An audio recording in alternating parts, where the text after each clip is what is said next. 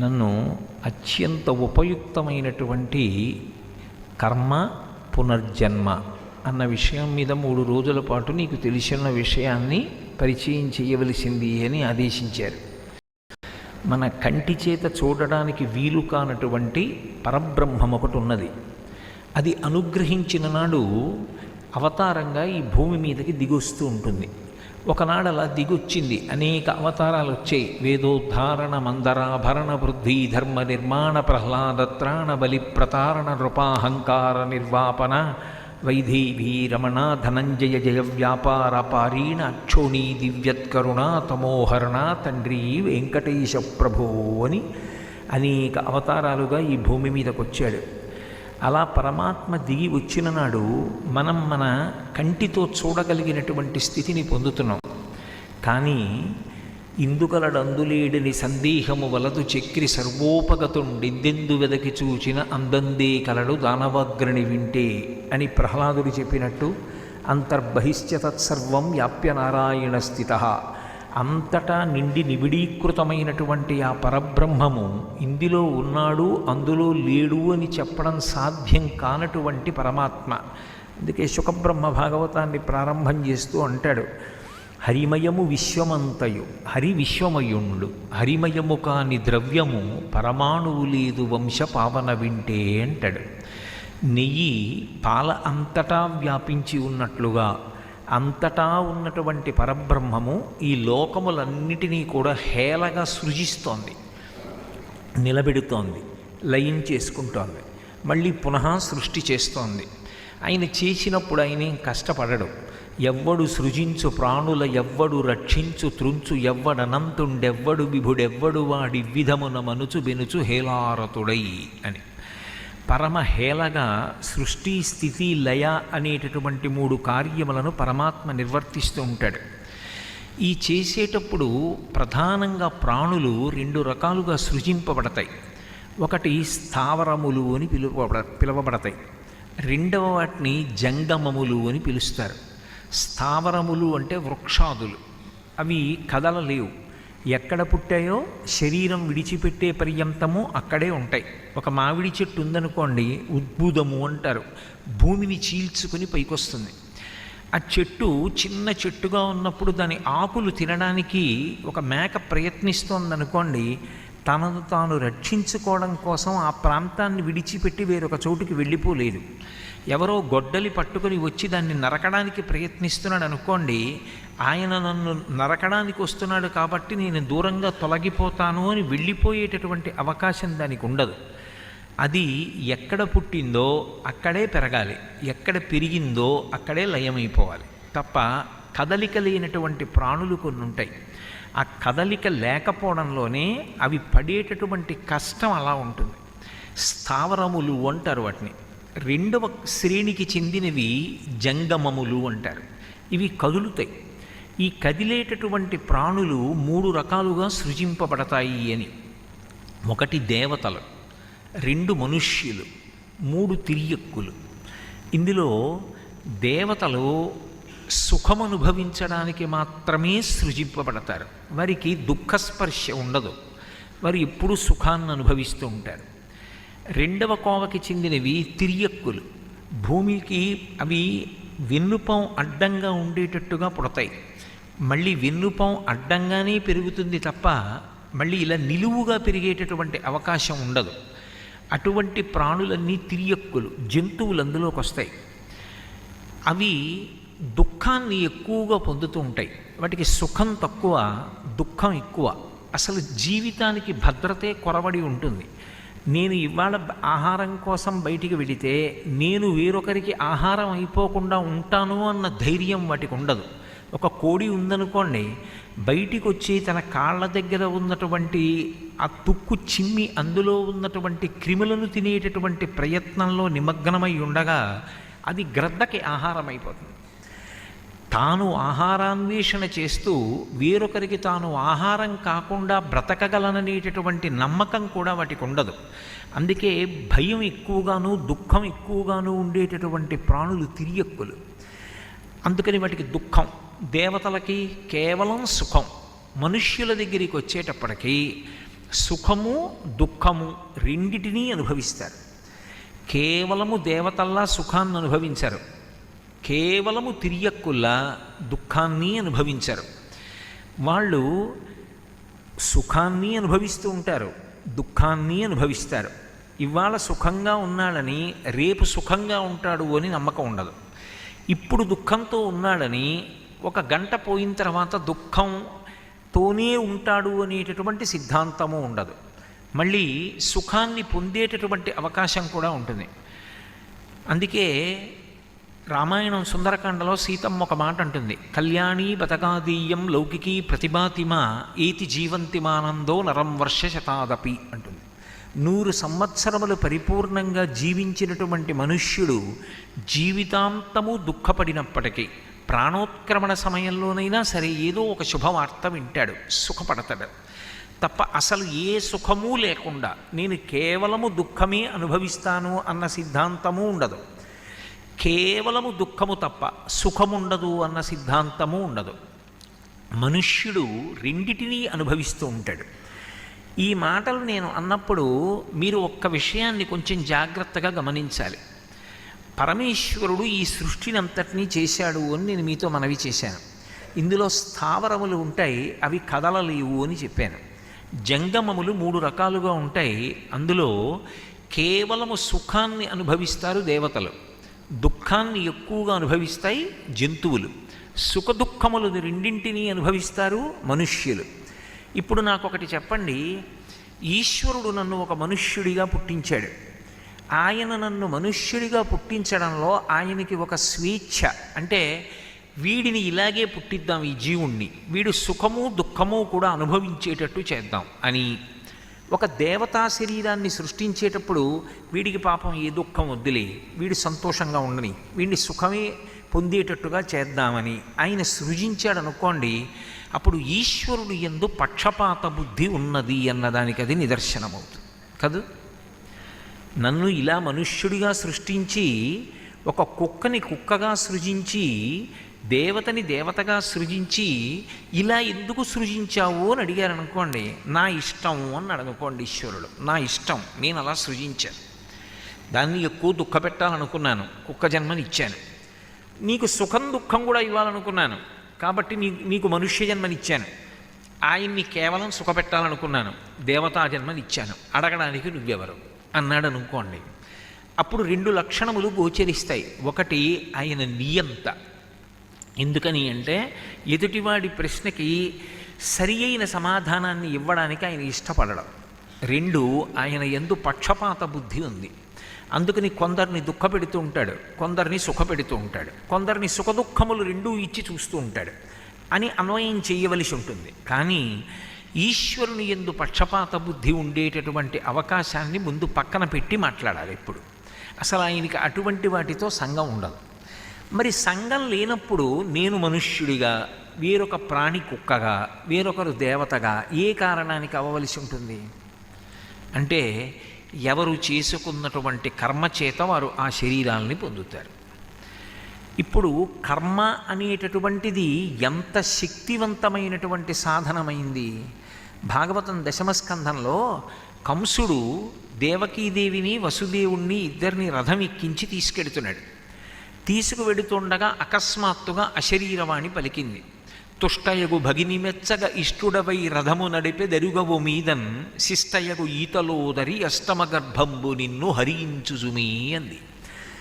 ఎంతో సంతోషంగా చెల్లెలు బావగారు అని రథం ఎక్కించి తీసుకెడుతున్నావు, కానీ ఈమె యొక్క అష్టమ గర్భమునందు జన్మించేటటువంటి సంతానము నిన్ను సంహరిస్తుంది అంది.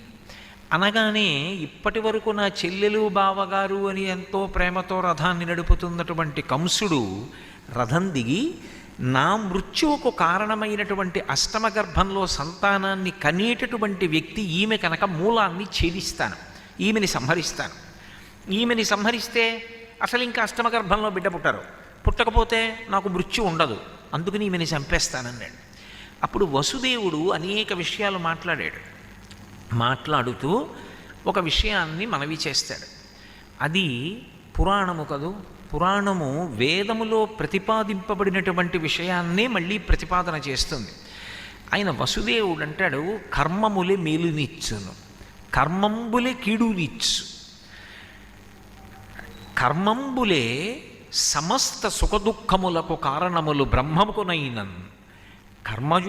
కర్మకుడవై యుండియు ఇతరులను తడవంగనేలా. నువ్వు చేసుకున్నటువంటి మంచి పనులు ఏ ఉంటాయో ఆ మంచి పనుల వలన సుఖాల్ని పొందుతావు. నువ్వు చేసిన చెడ్డ పనులు ఏ ఉంటాయో వాటి వలన దుఃఖములను పొందుతావు. నువ్వు చేసిన కర్మ ఏదో ఉంది గత జన్మలో, అది నీకు మృత్యువుగా వస్తోంది.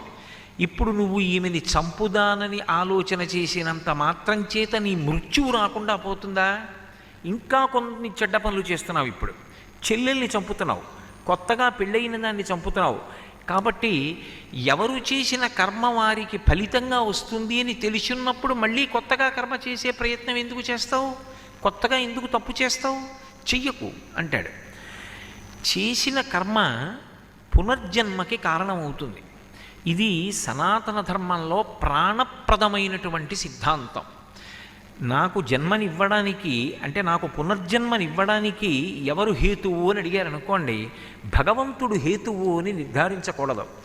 నేను ఏవి చేశానో ఆ చేసినటువంటి కర్మలే నేను ఉత్తరోత్తర ఎటువంటి జన్మని పొందాలి అన్నదానికి హేతువులవుతాయి. మొదటి విషయం.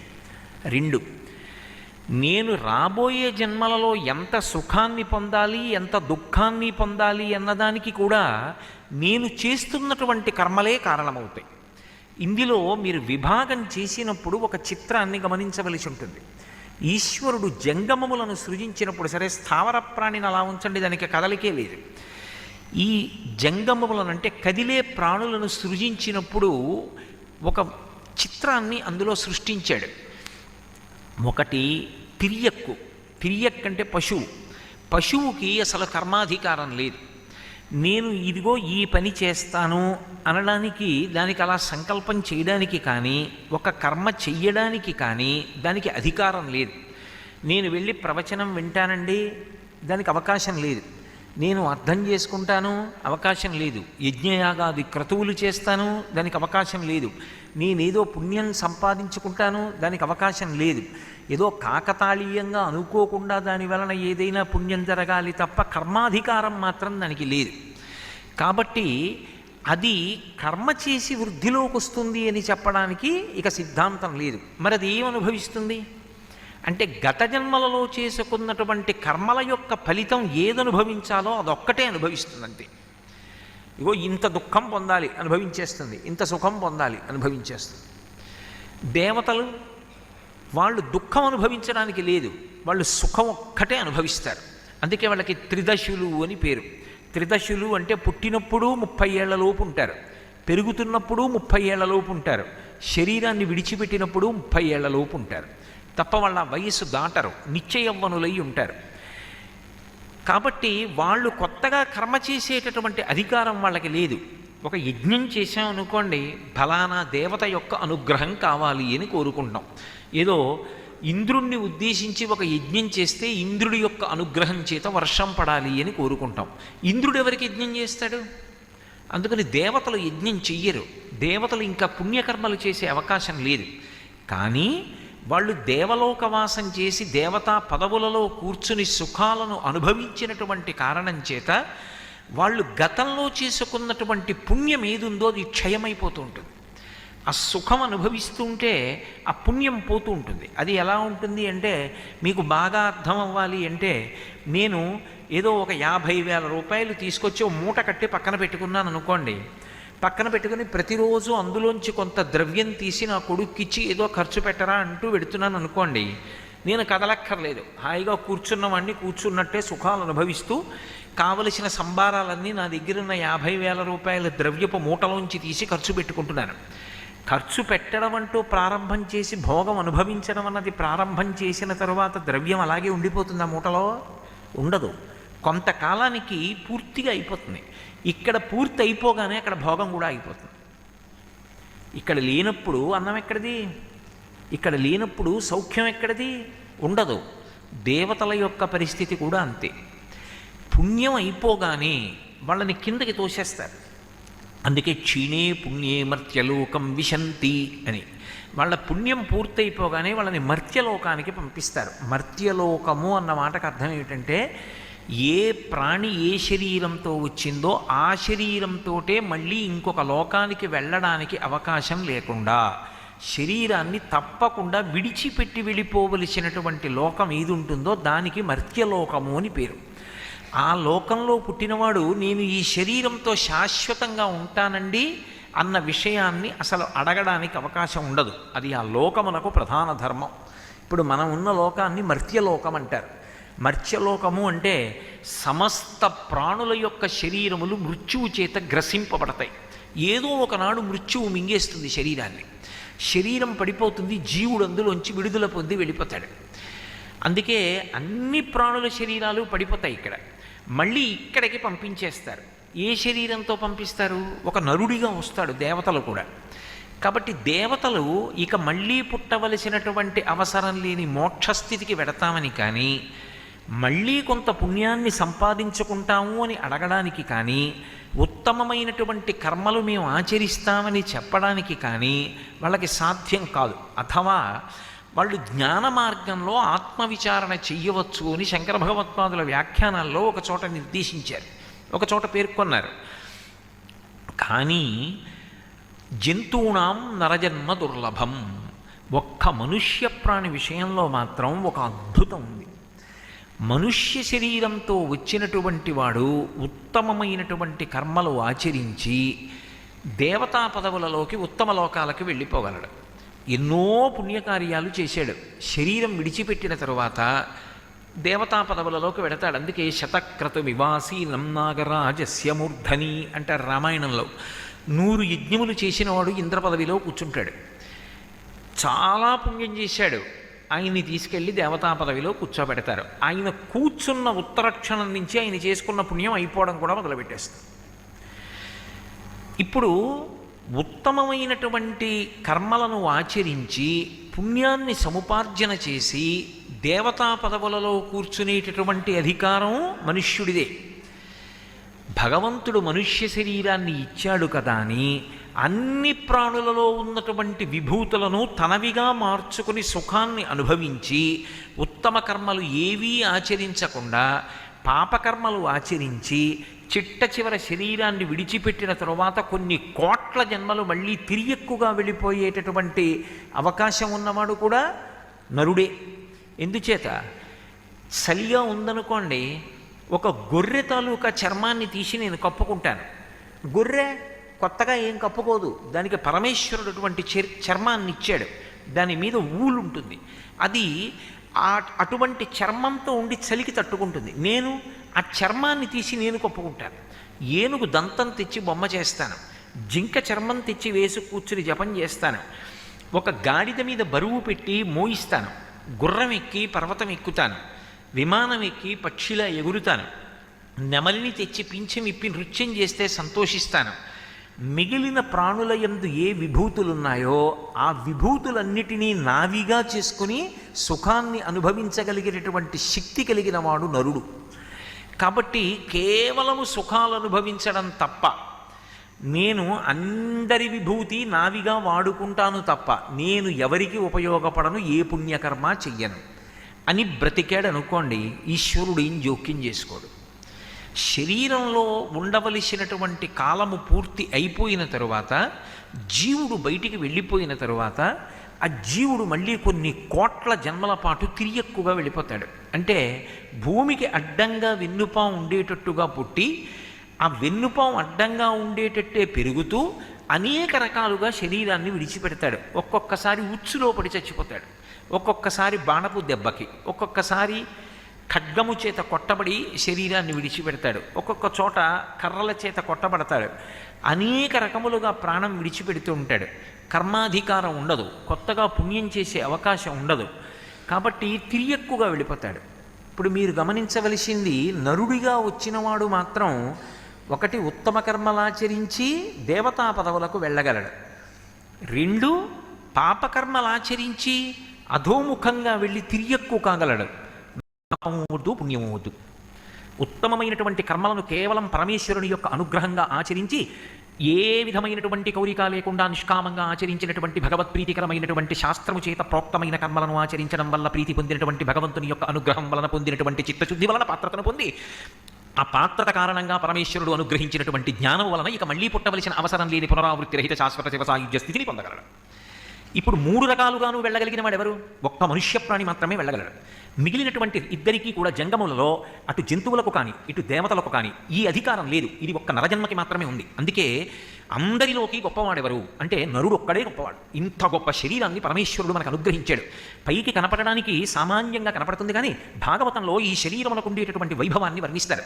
పరమాత్మ అనబడేటటువంటి ఒక్క పరబ్రహ్మాన్ని చేరుకోవడానికి, సుఖదుఖములనేటటువంటి 2 ఫలములు అనుభవించడానికి, సత్వ రజస్తమో గుణములనేటటువంటి 3 గుణములలో తిరుగుతూ ఉండడానికి, ధర్మ అర్థ కామ మోక్షములనేటటువంటి 4 విధములైనటువంటి పురుషార్థములను సమన్వయం చేసుకోవడానికి, శబ్ద స్పర్శ రస రూప గంధములనేటటువంటి 5 తన్మాత్రలతో సుఖదుఖములను అనుభవించడానికి, పంచ జ్ఞానేంద్రియములు కన్ను ముక్కు చెవి నాలుక చర్మము 5 జ్ఞానేంద్రియములు మనస్సు అనేటటువంటి 6 సంఘాతమై చర్మము రక్తము మాంసము కొవ్వు అస్థి శుక్ల మేధ అనబడేటటువంటి 7 పొరల చేత కప్పబడి 2 కాళ్ళు 2 చేతులు 4 5 తల 6 హృదయము 7 ఉదరము 8 కాళ్ళు నడుము అనబడేటటువంటి 8 అవయవముల యొక్క సంఘాతంగా 2 కన్నులు 2 చెవులు 4 కన్నాలు 2 ముక్కు కన్నాలు 6 నోరు 7 మలద్వారము 8 మూత్రద్వారము 9 కన్నములు కలిగినటువంటి 9 తొర్రలు కలిగినటువంటి ఈ శరీరంలో ప్రాణ అపాన వ్యాన ఉదాన సమాన నాగ కూర్మ క్రొకర ధనంజయ దేవదత్తములనేటటువంటి 10 వాయువులు ఆయన శాసనం అయ్యే వరకు వెళ్ళిపోకుండా కుంభింపబడి ధర్మానుష్ఠానమునకు యోగ్యమైనటువంటి పరమోత్కృష్టమైనటువంటి శరీరము ఒక్క మనుష్య శరీరము మాత్రమే.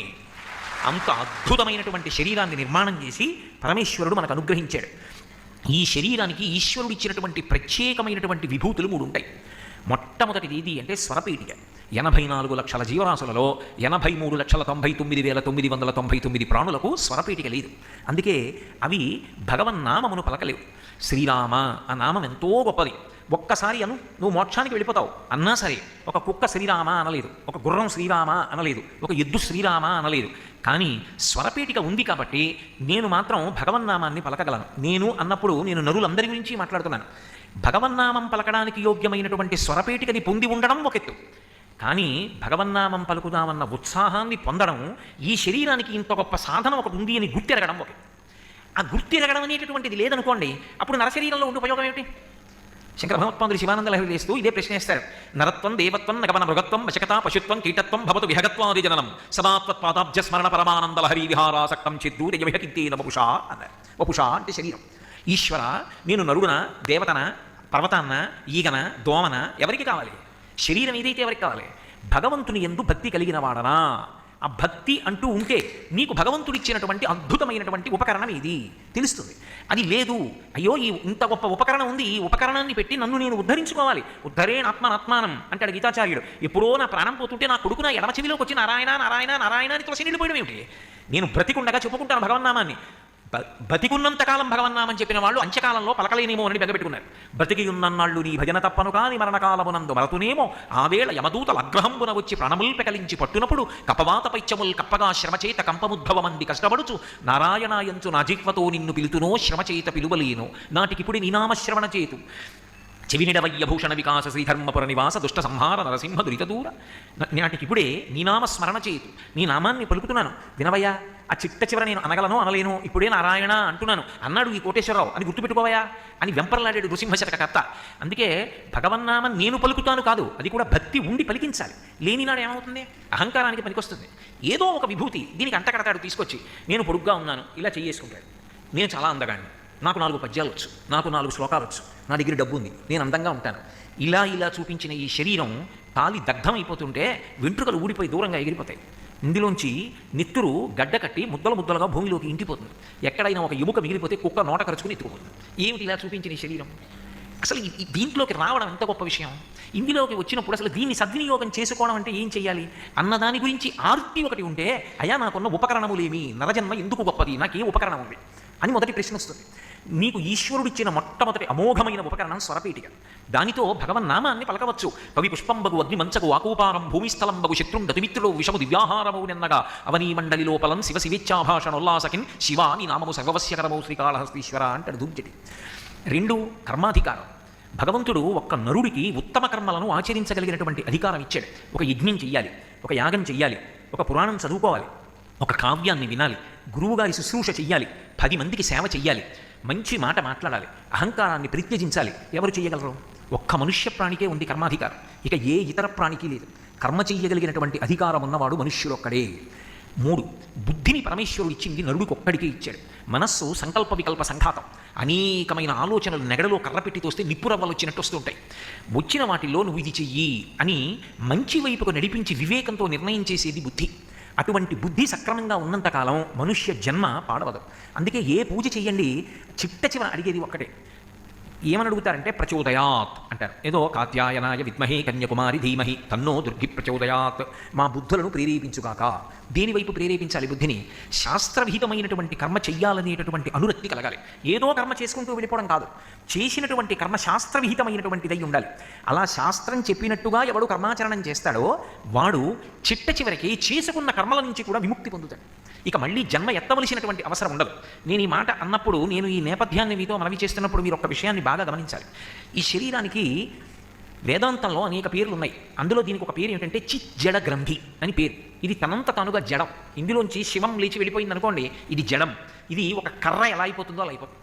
కాలు దగ్గర పట్టుకుని పైకి ఎత్తితే కర్ర లేచినట్టు లేచిపోతుంది. అటువంటి దీనిలో చైతన్యము ప్రవహిస్తోంది కాబట్టి దీనికి ఒక విలువ, ఒక గౌరవం, ఒక అధికారం, ఒక పని చెయ్యగలిగినటువంటి శక్తి ఏర్పడింది. దీపం ఉండగా ఇల్లు చక్కపెట్టుకో అంటే ఆ చైతన్యం ఉండగా కురుపుణ్య మహోరాత్రం, మంచి పనులు చేస్తూ వెళ్ళు, లేకపోతే నీ జీవుడు ఉద్ధరింపబడడం.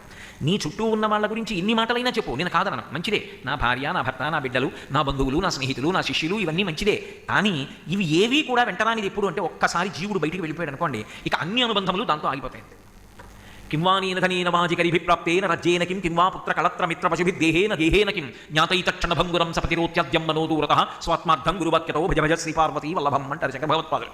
ఒక్కసారి అందులోంచి జీవుడు బయటికి వెళ్ళిపోయాడు అనుకోండి, ఏమండి అన్నా పలకడం, అన్నయ్య అన్నా పలకడం, తమ్ముడు అన్నా పలకడం, బావగారు అన్నా పలకడం, మామయ్య గారు అన్నా పలకడం, అయ్యో మా పక్కింటి ఆయన నా స్నేహితుడు అన్నా పలకడం, మా గురువుగారు అన్నా పలకడం. అన్ని అనుబంధాలు అక్కడితో ఆ శరీరానికి పూర్తయిపోయి ఆ వెంట వచ్చేది ఏది అంటే చేసుకున్న కర్మ ఏది ఉంటుందో అదొక్కటే భుజానికి తగుల్చుకుని వెళ్ళిపోతాడు.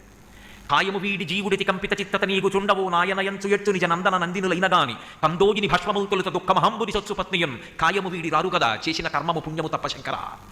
చేసినది ఏదుందో అదొక్కటే తగల్చుకుని వెళ్ళిపోతాడు. ఏది చేశాడో అదే వచ్చే జన్మలో జీవుడికి అన్నం. వచ్చే జన్మలో నేను ఇలా పెట్టే అధికారం పొందాలంటే ఇప్పుడు పెట్టేవాడినై ఉండాలి. ఇప్పుడు పెట్టినది ఉంటే అప్పుడు పెట్టగలను. ఇప్పుడు ఇలా పెట్టిన వాడిని కాకపోతే వచ్చే జన్మలో ఇలా పట్టవలసిన వాడినే కానీ ఇలా పెట్టేవాడిని కాలేదు. అదే కదా శంకర భగవత్పాదుల కనకధారా స్తోత్రం. ఏమో ఏ మహానుభావుడు ఒక్కొక్కనాడు అతిథిగా వస్తాడు. ఏ కోరిక లేనటువంటి మహాత్ముడు ఒక రోజున అనుకోకుండా ఇంటికి అతిథిగా వస్తాడు. ఊరకరారు మహాత్ములు ఆ రథముల ఇండ్ల కడకు వచ్చుటెల్లని కారణము మంగళములకు మీ వచ్చుట శుభము మాకు నిజము మహాత్మ అంటాడు దశమస్కంధంలో. పాత్రత. అటువంటి మహాపురుషుడు ఇంటికి రావడం అంటే పరమేశ్వరానుగ్రహం కలిగితే వస్తాడు. ఆయన వచ్చి అరుగు మీద కాసేపు కూర్చుని వెళ్ళిపోయాడు అనుకోండి, సేద తీరి. పాత్రత. అటువంటి వాడు, ఆయన్ని నమ్ముకున్నవాడు వచ్చి వెళ్ళిపోయాడు, ఈశ్వరుడు పరమ సంతోషాన్ని పొందుతాడు. ఇప్పుడు మనుష్య శరీరానికి ఉండేటటువంటి గొప్పతనం ఎక్కడుంది అంటే ఇది చిజ్జడ గ్రంథి అయినటువంటి కారణం చేత దీనికి ఈశ్వరుడు సృజించినప్పుడు ఎందుకు సృజిస్తాడు అంటే మొదటి కారణం చేసినటువంటి పాపము పుణ్యము దీని చేత అనుభవింపచేస్తాడు. మీరు ఈ విషయం కొంచెం గంభీరంగా ఉంటుంది, కొంచెం జాగ్రత్తగా పట్టుకోవాలి. నేను గత జన్మలో ఒక పాపం చేశాను, ఇప్పుడు నేను ఈ మనుష్య శరీరంలో ఉన్నానంటే కేవలము కోటేశ్వరరావు గారు పుణ్యాత్ముడు సిద్ధాంతం చేయడం సాధ్యం కాదు. పాపపుణ్యములు రెండు ఉంటేనే కదా మనుష్య శరీరంలోకి వచ్చాను. పాపము ఉంది, పుణ్యము ఉంది.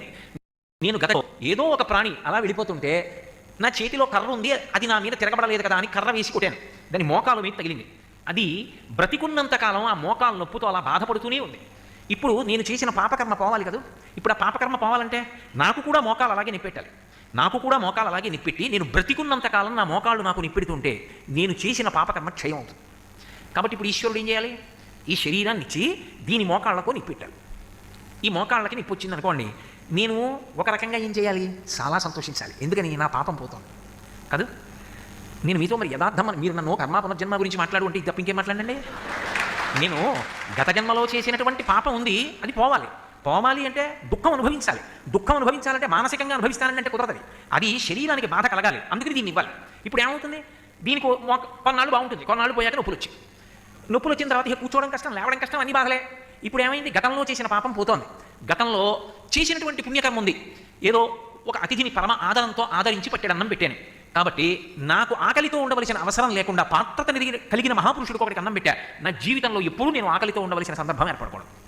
నాకు ఆకలి వెయ్యగానే ఎవరో ఒకళ్ళు, ఓ కోటేశ్వరారు మీరు ప్రయాణం చేస్తున్నారు ఏంటండి అని నేను తెచ్చుకున్న పలహారం మర్చిపోయినా, ఒకవేళ ఎక్కడో అయ్యా చాలా సంతోషం మిమ్మల్ని చూద్దాం అనుకున్నాను, ఇవాళ మీరు కనపడ్డారని ఆయన 2 యాపిల్ పళ్ళు తీసుకొచ్చి చేతికి ఇచ్చి వెళ్ళిపోయాడు అనుకోండి, నాకు ఆకలి వెయ్యకుండా గత జన్మలలో నేను చేసుకున్నటువంటి పుణ్య ఫలితము ఈనాడు సఫలీకృతమై నాకు 2 యాపిల్ పళ్ళ రూపంలో ఎవరో వచ్చి ఇస్తే ఆకలి తీర్చుకోవడానికి సాధనమైంది. అంటే పుణ్యం పోయింది, చేసిన పుణ్యం పోయింది. 2 యాపిల్ పళ్ళు వచ్చాయి, మోకాళ్ళ నిప్పులు వచ్చాయి, పాపం పోయింది. ఈ చిజ్జడ గ్రంథిగా ఈ శరీరం వచ్చింది అంటే కేవలం సంతోషపడిపోవడానికే కాదు, ఇది పాపపుణ్యములు క్షయమైపోవడానికి పనికొస్తుంది. అందుకే మీరు గమనించి ఉంటే కష్టాలు వస్తున్నాయి అంటే అమ్మయ్య నా పాపాలు పోతున్నాయి అంటారు మహాత్ములు. చంద్రశేఖరేంద్ర సరస్వతి మహాస్వామి వారి గురించి నేను అస్తమానం చెప్పక్కర్లేదు, వారు కారణజన్ములు, మహాపురుషులు, అపర శంకరావతారులు. పరమశివుడే ఈ భూమి మీద మళ్ళీ నడయాడాడు. పరమశివుడే శంకరాచార్యుల వారిగా వచ్చాడు. నమక్కపర్దినీచ వ్యుక్త కేశాయ చ, ఇంత జటాజూట ఉన్న పరమశివుడు బోడిగుండుతో శంకరాచార్యుల వారిగా వచ్చాడు. ఆ శంకరాచార్యుల వారే చంద్రశేఖరేంద్ర సరస్వతి మహాస్వామిగా వచ్చారు. ఆ చంద్రశేఖరేంద్ర సరస్వతి మహాస్వామి వారికి పూర్వాశ్రమంలో ఒక తోబుట్టు ఉండేది, ఆవిడ పేరు లలితాదేవి. ఆవిడ ఎన్ని కష్టాలు పడ్డారో తినడానికి కూడా ఉండేది కాదు. వారి అంత్యవాసులు ఒకనాడు వచ్చి అన్నారు, హే బ్రహ్మన్ మీరు ఇంతటి మహాత్ములు, మీకు పూర్వాశ్రమంలో చెల్లెలు అంటే సన్యాసాశ్రమం స్వీకరించడానికి ముందు కదా తోబుట్టువులు అన్నమాట అన్వయం అవుతుంది. ఆవిడ అంత దరిద్రంలో ఉన్నారు, మేమందరం కలిసి కొంత ద్రవ్యాన్ని ఇస్తాం, ఆవిడ సంతోషంగా ఉంటారన్నారు. స్వామి కాసేపు కళ్ళు మూసుకుని తెరిచి అన్నారు, ఈ జన్మలో అనుభవించేనివ్వండి పాపకర్మ, ఎందుకు పొడిగిస్తారు అన్నారు. ఎంత వేదాంతం వంట పట్టిన వ్యక్తి అంటే గత జన్మలలో చేసుకున్నటువంటి పాపం ఈ జన్మలో క్షయం అయిపోతుంది, అది ఏదో ఒక బాధ రూపంలో వెళ్ళిపోతుంది. దానికి అవశ్యం అనుభోక్తవ్యం కృతం కర్మ శుభాశుభం. నువ్వు చేసిన శుభమైతే సుఖరూపంలో అనుభవించాలి, నువ్వు చేసినది పాపమైతే దుఃఖ రూపంలో అనుభవించాలి. ఎవడు చేశాడో వాడు అనుభవించాలి తప్ప అక్కడ వకాలతాలు ఉండవు. నా బదులు వీడు అనుభవిస్తాడండి అనడానికి ఉండదు. ఎవడు జీవుడు చేశాడో వాడే అనుభవించి తీరాలి. ఇదొక్కటి వంట పట్టింది అనుకోండి, ఎందుకు వచ్చిన గొడవ అన్నమాట ఒకటి వస్తుంది.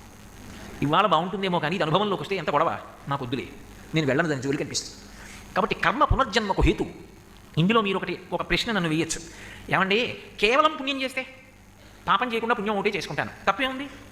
నేను మీకు ఇందాక మనవి చేశాను కదా, దేవతా పదవులలోకి పెడతారు, మళ్ళీ తిరిగి అయిపోయిన తర్వాత మళ్ళీ మనుషుడిగా వచ్చేస్తారు. ఇప్పుడు ఒక ఆయన్ని బంగారు గొలుసులతో కట్టేశారు, ఒక ఆయన్ని ఇనప గొలుసులతో కట్టేశారు. బంగారు గొలుసులతో కట్టబడ్డ వ్యక్తి ఇనప గొలుసుల చేత కట్టబడ్డ వ్యక్తి వంక చూసావా నేను బంగారు గొలుసులతో కట్టబడ్డానని సంతోషిస్తున్నాడు అనుకోండి, ఏమిటిది ఆనందానికి అర్థం? ఇద్దరూ కట్టబడ్డారా లేదా? పుణ్యమైన పునర్జన్మకు హేతు, పాపమైన పునర్జన్మకు హేతు. అది చేస్తే సుఖం కోసం రావాలి. చాలా పుణ్యం చేసేసాడు అనుకోండి, ఓ 50 ఏళ్ళు దేవతా పదవిలో కూర్చోబెట్టారు అనుకోండి, అయిపోయింది. స్వామి నాకు ఆ పుణ్యం కావాలన్నాడు అనుకోండి, పుణ్యం కావాలి అంటే దాన్ని ఫలితంగా సుఖ రూపంలో అనుభవింపజేసేస్తారు, పాపానికి దుఃఖ రూపంలో అనుభవాన్ని ఇచ్చేస్తారు. ఇందులో ఒక విషయాన్ని మీరు బాగా జాగ్రత్తగా గమనించవలసి ఉంటుంది. ఇందులో మనుష్యునకు తాను చేసుకున్నటువంటి కర్మ కానీ ఇప్పుడు అది అనుభవంలోకి వస్తున్నటువంటి విధానం కానీ వాడికి ఎప్పుడూ అవగాహన ఉండదు. నాకు అన్నీ తెలుసు అనుకుంటాడు, కానీ నేను గతంలో ఏ పాపం చేశాను, ఏ పుణ్యం చేశాను, ఏ పాపం ఇప్పుడు తరువుకొస్తోంది, ఏ పుణ్యం తరువుకొస్తోంది, నేను ఏ రోజు దుఃఖపడతాను, నేను ఏ రోజు సుఖపడతాను, అనుకోకుండా కష్టం ఏ రూపంలో రాబోతోంది, ఇది నాకు తెలియదు. ఎవరికి తెలుస్తుంది? భగవంతుడికి ఒక్కడికే తెలుసు. అందుకే జన్మ రెండిటి మధ్య నొక్కబడుతుంది. ఏ రెండిటి మధ్య నొక్కబడుతుంది అంటే కాలము అనబడేటటువంటి ప్రవాహంలో అటు భగవంతుడు ఇటు చేసుకున్న కర్మ కలిపి నొక్కుతాయి. నొక్కినప్పుడు సుఖాన్నో దుఃఖాన్నో అనుభవిస్తూ ఉంటాయి. ఇద్దరు కలిసి గట్టిగా నొక్కారనుకోండి, ఊపిరి అట్టలేదంటే వదిలేరనుకోండి, అమ్మయ్య అనుకునే లోపల మళ్ళీ నొక్కుతున్నారనుకోండి, ఎలా ఉంటుందో ఈశ్వరుడు కర్మ రెండూ కలిపి నొక్కడం అలా ఉంటుంది. ఇది కాలమునందు జరుగుతూ ఉంటుంది. అందుకే వ్యాసుడు దేవి భాగవతం చేస్తూ కాలోహి బలవాన్ కర్త సతతం సుఖ దుఃఖయోహో నరాణం పరతంత్రాణం పుణ్య పాపానుయోగత అంటాడు. నరుడు పరతంత్రుడు. ఇన్ని తెలుసు అన్నవాడికి అసలు రేపు పరమేశ్వరుడు నాకు దేన్ని ఫలితంగా ఇవ్వాలనుకుంటున్నాడు తెలియదు. ఈశ్వరుడు దేన్ని ఫలితంగా ఇద్దాం అనుకుంటున్నాడు ఇంకొక 10 నిమిషాల్లో తెలియదు. తెలిస్తే ఇంకంతకన్నా గొప్ప విషయం ఏముందండి లోకంలో? స్నానానికి వెడుతున్నాను అనుకుని పెడతాడు. స్నానానికి వెడుతున్నానండి అన్నవాడికి అలవాటు లేని కొత్త ప్రదేశం కాదు, కొత్త ఊరు వచ్చాడు, పై గడప టంగున తల మీద తగులుతుంది. ఇప్పుడు ఈశ్వరుడు వాడికి ఇంకొక 2 నిమిషాల్లో అంత దెబ్బ తగిలి తల బాధపడేటట్టుగా వాడు గత జన్మలలో చేసుకున్న పాపం యొక్క ఫలితాన్ని అనుభవింపజేయబోతున్నాడు. తెలుసా? తెలియదు.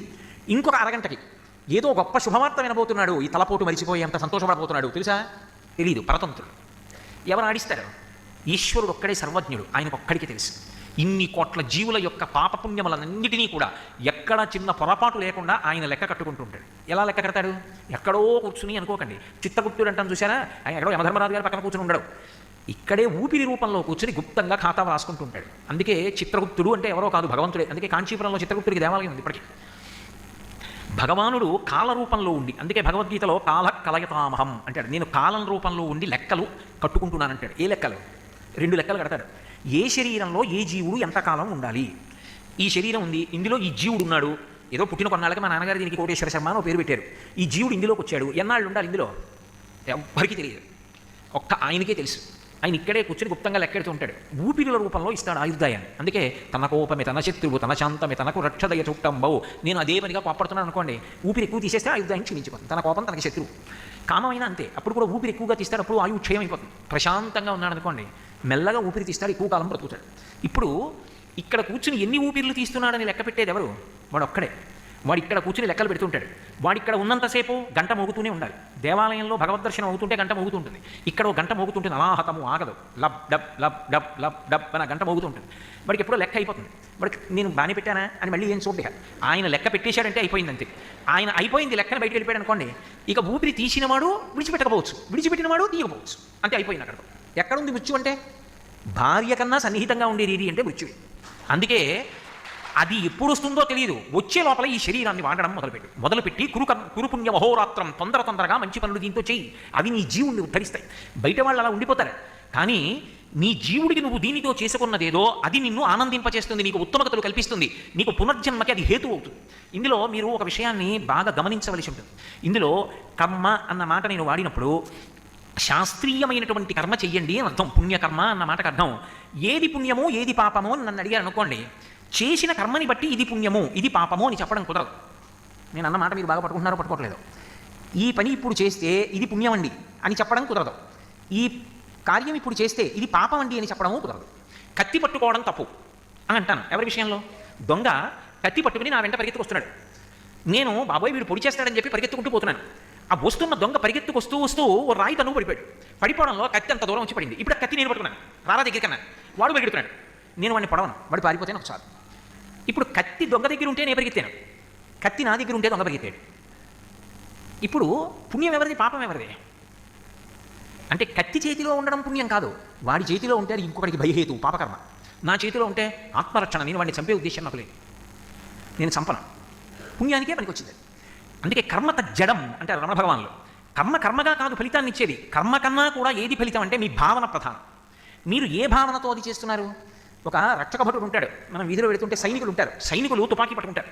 అవి మామూలు తుపాకులు కావు, ఏదో నిమిషానికి ఇన్ని 100 గుళ్ళు వర్షించేస్తాయి. అంతంత తుపాకులు పట్టుకుని చంపేస్తారు కొంతమందిని. ఇప్పుడు ఆయనకి పాపం వచ్చిందా? రాదు. ఆయన దేశరక్షణ చేస్తున్నాడు, దేశాన్ని కబళించే ప్రయత్నం చేసినటువంటి శత్రువుల్ని హతమారుస్తున్నాడు, తన ప్రాణాలని పణంగా పెడుతున్నాడు. ఆయన కర్తవ్యతానిష్టతో ఉన్నాడు, ఆయనకి దోషం రాలేదు ఆయుధం పట్టుకుంటే. ఒక పోలీసు వీధిలో తుపాకీ పట్టుకుని పెడతాడు, ఆయన తుపాకీ పట్టుకుని పెడుతుంటే మనందరం సంతోషంగా ఉంటాం, అమ్మయ్య మన జోలికి ఎవరు రాడు, మన పని మనం చేసుకోవచ్చు. అదే ఒక దొంగ చేతితో తుపాకీ పట్టుకుని పెడుతున్నాడు అనుకోండి, ఇంట్లో పోయి తలుపులు వేసుకుంటాం. ఇప్పుడు తుపాకీది తప్ప కత్తిది తప్ప? కత్తిది కాదు తుపాకీది కాదు, పట్టుకున్నవాడి భావన ఎందు తప్పు. ఏ భావనతో నువ్వు పట్టుకున్నావు, ఏ కర్మ ఏ ఉద్దేశ్యంతో నువ్వు చేయాలనుకుంటున్నావు అన్నదాన్ని బట్టి కర్మ ఫలితం ఇస్తుంది. ఈ ఉద్దేశాన్ని గమనించగలిగిన వాడెవరు? ఆయన ఇవ్వాలి ఫలితాన్ని. అందుకే పరమేశ్వరుడు అన్న మాట బట్టి లోకంలో వచ్చి ఆయన ఉన్నాడు, లేకపోతే ఈ ఖాతా ఎలా నడుస్తుంది? ఏ ఉద్దేశ్యంతో చేస్తున్నావు అన్నది బయట వాళ్ళకి ఎవ్వరికీ తెలియకపోవచ్చు. కానీ దంభము అని శాస్త్రంలో ఒక మాట, దంభము అంటే పైకి ఒకలా కనపడతాడు, లోపల ఒకలా ఉంటాడు, ఒకలా చేస్తుంటాడు, మూడు ఒకలా ఉండవు. భాగవతంలో దశమస్కంధంలో ఒక లీల ఉంది కృష్ణ భగవానుడిది. అందులో ఆయన బకాసుర వధ అని ఒక కొంగను చంపుతాడు. ఎందుకు ఆ కొంగను చంపడం అంటే, కొంగ రూపంలో రాక్షసుడు వచ్చాడు. వాడు వచ్చి ఒక సరోవరం ఒడ్డున నించున్నాడు. కొంగ తెల్లగా ఉంటుంది, చక్కగా నీటిలో ఒంటికాలు మీద నిలబడుతుంది. ఆ 2 చంపుటములను పైకెత్తి ఏదో భగవద్ధ్యానం చేసుకుంటున్న దానిలో అర్ధనిమీలిత నేత్రాలతో ఉంటుంది. ఇప్పుడు నేను దూరం నుంచి నా మనవడికి కొంగని చూపించి దాన్ని నమ్మచ్చా? కుక్కలా కలుస్తుంది, అది ఏమైనా చేస్తుందా అంటే, తరగారండి అది ఒంటికాల మీద నించుంది, నీటిలో నించుంది, జపం చేస్తోంది, ఎవరినీ చూసి దాని ముఖంలో ఏ భావన లేదు, పరమసాత్వికమైన ప్రాణి తాతగారండి అంటాడు అమాయకుడు కనుక. అది అలా ఉంటుంది. కానీ చేప నీటిలో దగ్గరికి ఎప్పుడు వస్తుందని చూస్తుంటాను. దగ్గరికి చేప రాగానే చట్టుకుని పట్టుకుంటుంది, చంపుటాల మధ్యలో పట్టుకుని ఎగిరిపోతుంది.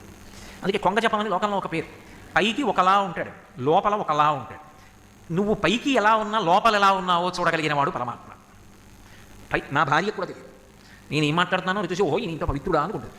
కానీ నేను లోపల ఎవరు అన్నది ఎవరికి తెలుసు? ఆయనకు ఒక్కడికే తెలుసు. అందుకే నేను చేసేటటువంటి కర్మ వెనక ఉన్నటువంటి భావన ఏదో ఆయన పసిగట్టగలడు. పసిగట్టి దాని వలన పాపపుణ్యములను అనుగ్రహిస్తాడు. ఈ చేసిన పాపపుణ్యములే సుఖదుఖములుగా వస్తాయి లోకంలో. అందుకే అందరూ మనుష్య శరీరాన్ని పొందిన అందరూ ఒక్కలా సుఖాన్ని ఒక్కలా దుఃఖాన్ని ఎందుకు పొందరు? పరాశర భట్టలు శ్రీగుణరత్న కోసం చేస్తూ యద్భ్రూభంగా ప్రమాణం స్థిరచర రచన తారతమ్యే మురారే వేదాంతా తత్వచింతాం మురభిదురసిత్పాదచిత్నైత్తరంతి భోగోపోద్ఘాతకైలీచులికిత భగవత్వైశ్వరూప్యానుభావ సానశ్రీ అస్మృణితాం అమృతలహరిధీలంఘనీయై అపాంగై అంటారు. సృష్టి చేసేటప్పుడు బ్రహ్మగారి చేతిలో పుర్రె పట్టుకుని అన్నీ రాసి అమ్మ ఐశ్వర్యం ఎంత ఇమ్మంటావు అని తల్లి వంక చూస్తాట, లక్ష్మీదేవి వంక. ఈ పుర్రె గత జన్మలో పేరు ఏమిటి దీనికి? అమ్మ ఈ పేరుతో తిరిగేది ఈ పుర్రె. అమ్మవారు ఆహా అందనుకోండి సామాన్యం. ఆవిడ కనుబొమ ఇలా దింపిందనుకోండి దరిద్రుడు. ఆవిడ ఓ అని ఇలా కనుబొమ ఎత్తిందనుకోండి యద్భ్రూభంగా ప్రమాణం, వాడా మంచి పనులు చేసిన వాడరా అందనుకోండి మహదైశ్వర్యం. వాడు పట్టింది బంగారం. ఇది ఎందుకు వచ్చింది అంటే యద్భ్రూభంగా ప్రమాణం స్థిరచరచనాతారతంజే పురారే వేదాంతా తత్వచింతాంబురభిదురసయత్ పాదచిహ్నైత్తరంతి భోగో బౌద్ధాతకైలీతులికిత భగవత్వైశ్వరూప్యానుభావ సనశ్రీ అస్మరణీతాం అమృతలహరి ధీలంగనీయై అపాంగై అన్నారు. అపాంగై అంటే ఆవిడ కడగంటి చూపు అంత శక్తివంతం. చేసిన కర్మని బట్టి అమ్మవారి యొక్క కనుబొమ కదలిక ఉంటుంది. పునర్జన్మలో మనం ఏది పొందాలి అన్నదానికి చేసుకున్నటువంటి కర్మలు ఆధారం అవుతాయి. ఇందులో మీరు ఒక్క విషయాన్ని గమనించాలి. పుణ్యకర్మ అన్నప్పుడు దేని చేత అది పుణ్యకర్మ? నేను ఇలా చెయ్యండి అన్నాను అనుకోండి, అది పుణ్యకర్మ అవుతుందా? నేను మీతో ఒక మాట మనవి చేశాను అనుకోండి, అయ్యా లోకంలో అనేక వృత్తుల వాళ్ళు ఉంటారు. ఏ వృత్తిలో ఉన్నవాడికైనా సరే కనులకు దృష్టి లోపించింది అనుకోండి, వాడు ఆ వృత్తి ఎలా చేస్తాడు? ఓ బట్టలు కుట్టే ఆయన ఉంటాడు, ఆయనకి 2 కళ్ళు దృష్టి లోపించింది అనుకోండి, ఆయన బట్ట ఎలా కుడతాడు? అప్పుడు ఆయనకి మీరు ఏదో తీసుకెళ్ళి ఆ 2 నేత్రాలకి శస్త్రచికిత్స చేయించి 2 కళ్ళు బాగా కనపడేటట్టుగా అవకాశం కల్పించారనుకోండి, ఆయన మళ్ళీ బట్టలు కుట్టుకుని చక్కగా ఆయన కుటుంబాన్ని ఆయన పోషించుకుంటాడు. ఇప్పుడు ఆయన కుటుంబాన్ని ఆయన పోషించుకోవడానికి మీరు ఆయనకు ఉపకారాన్ని చేసి పెట్టారు, పుణ్యకర్మ. ఎవరు పాటించే వృత్తి అయినా అంతేగా. నేను అయ్యా ఎవరైనా వాళ్ళ వృత్తి మీద ఆధారపడతారు. నాకు తెలిసి ఒక 25 మంది జేబు దొంగలు ఉన్నారు, వాళ్ళకి దృష్టి మందగించి సరిగా జేబులు కొట్టలేకపోతున్నారు. మీరు దయచేసి వాళ్ళకి ఉచిత శస్త్రచికిత్స చేయించండి, వాళ్ళు ఇకపైన మళ్ళీ బాగా దొంగతనాలు చేసుకుని బతుకుతారు, వాళ్ళ కుటుంబాలు పోషించుకుంటారు అన్నాను అనుకోండి. అయ్యో ఆయన చెప్పిన దాంట్లో ఏమిటి దోషం?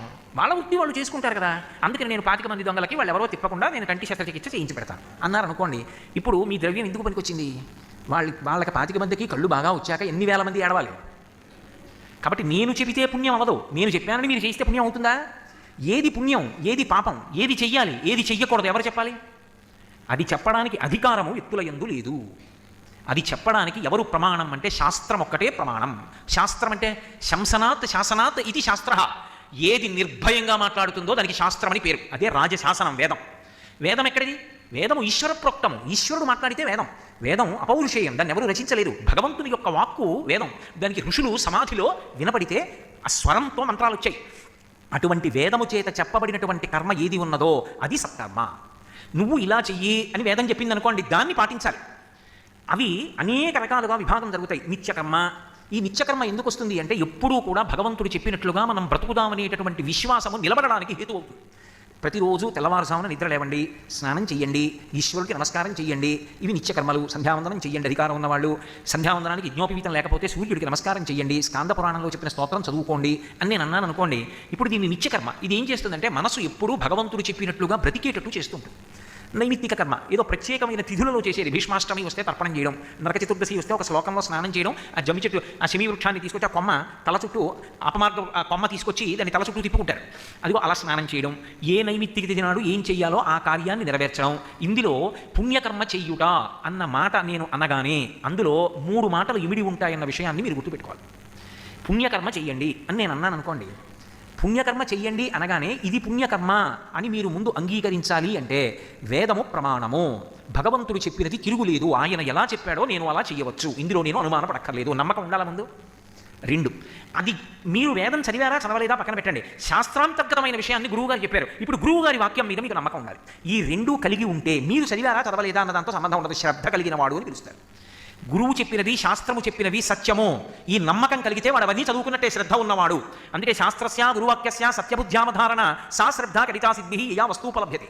శంకర భాష్యంలో శంకరులు అనే మాట, ఎవరికి శాస్త్రం మీద గురువుగారి మీద నమ్మకం ఉన్నదో, ఎవరు శాస్త్రము గురువుగారు చెప్పిన మాట ప్రమాణమని నమ్మి ఆచరిస్తాడో వాడికి ఈశ్వరానుగ్రహము కలిగి సమస్తమైనటువంటి ఫలితములు చేకూరుతాయి. ఈ శ్రద్ధ, గురువుగారి మీద శాస్త్రం మీద నమ్మకం ఉండడం ఒకెత్తు. ఇంకొకటి ఉంటుంది 3వది. ఏదది? అసలు మీ మనసు ఆ కార్యం చేసేటప్పుడు ఆ కార్యమునందు నిలబడగలగాలి. ఇది అత్యంత క్లిష్టం. కర్మ యొక్క మొట్టమొదటి ప్రయోజనం ఇదే. ఇది మీరు చాలా జాగ్రత్తగా ఒడిసి పట్టుకోవాలి. కర్మ ప్రధాన ప్రయోజనం ఏమిటి అంటే పునర్జన్మని ఎలా నియంత్రిస్తుంది కర్మ అంటే మనసు యొక్క వేగాన్ని అదుపు చేస్తుంది. పూర్తిగా మాత్రం కాదు, కొంతవరకు సఫలీకృతం అవుతుంది. ఎందుచేత అంటే మనసుని నియంత్రించడం అంత తేలిక విషయం కాదు. రామకృష్ణ పరమహంస ఒక ఉపమానం చెప్తుండేవారు. నేను 10 ఏళ్ల నుంచి ఓ కుక్కని పెంచుతున్నాను అనుకోండి, ఆ కుక్కకి నేను స్వేచ్ఛ ఇచ్చా. ఎంత స్వేచ్ఛ అంటే ఇది అది అని దానికి ఏం పరిమితులు లేవు. నేను ఏదో కార్యాలయం నుంచి ఇంటికి వస్తున్నాను అనుకోండి, నా కుక్క గబగబా వచ్చి 2 కాళ్ళు పైకెత్తి నా 2 భుజాల మీద వేసి నా గడ్డ నాకుతుంది, నా బుగ్గలు నాకుతుంది, నా మూతి నాకుతుంది. నేను ఇంటికి వచ్చి కూర్చున్నాను అనుకోండి, నా పక్కన వచ్చి కూర్చుంటుంది. అది నా మీదకి ఎక్కుతుంది, నా ఒళ్ళో కూర్చుంటుంది. 10 ఏళ్ల నుంచి నేను దానికి చనువిచ్చాను. అది నేను అన్నం తింటున్నాను అనుకోండి, నా పక్కన కూర్చుంటుంది. నేను అన్నం తింటుంటే ఒక్కొక్కసారి అవసరమైతే నా కంచంలో మూతి కూడా పెట్టగలదు. పూజా మందిరంలో కూడా వచ్చి పక్కన పడుకుంటాడు. కొంతకాలం అయిపోయింది, ఎవరో మహాత్ముడు వచ్చాడు, ఏమయ్యా కుక్కని ద్వేషించమని ఏ శాస్త్రం చెప్పలేదు, కుక్కని ద్వేషించకూడదు, కానీ ఏ ప్రాణి ఎక్కడ ఉండాలో అక్కడ ఉండాలి. కుక్క ఇంటి లోపలికి రాకూడదు ద్వారం దాటి, ఇలా నువ్వు దాని మీద ఎక్కించుకోకూడదు. నీకు ప్రేమ ఉంటే చక్కగా పాలు పోయి అన్నం పెట్టు, కానీ ఇంటికి బయట ఉండేటట్టుగా చూసుకో, తప్ప లోపలికి రాకూడదు. దానికి కొన్ని కారణాలు చెప్పారు శాస్త్రంలో, అలా ఉంచుకో అన్నాడు. ఇప్పుడు ఎవరికి అర్థమవుతుంది ఈ మాట? యజమానికి అర్థమవుతుందా, కుక్కకి అర్థమవుతుందా? యజమానికి అర్థమవుతుంది, కుక్కకు అర్థం కాలేదు కదా. అందుకని యజమాని ఏం చేస్తాడు, కార్యాలయం నుంచి తిరిగి వచ్చాడు, కుక్క ఏం చేస్తుంది, 2 కాళ్ళు ఎత్తి భుజాల మీద వేస్తుంది.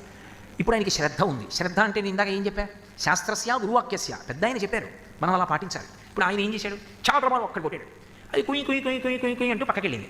ఆయన లోపలికి వెళ్ళాడు, మళ్ళీ వచ్చేసి మళ్ళీ కొట్టాడు, మళ్ళీ పోయింది.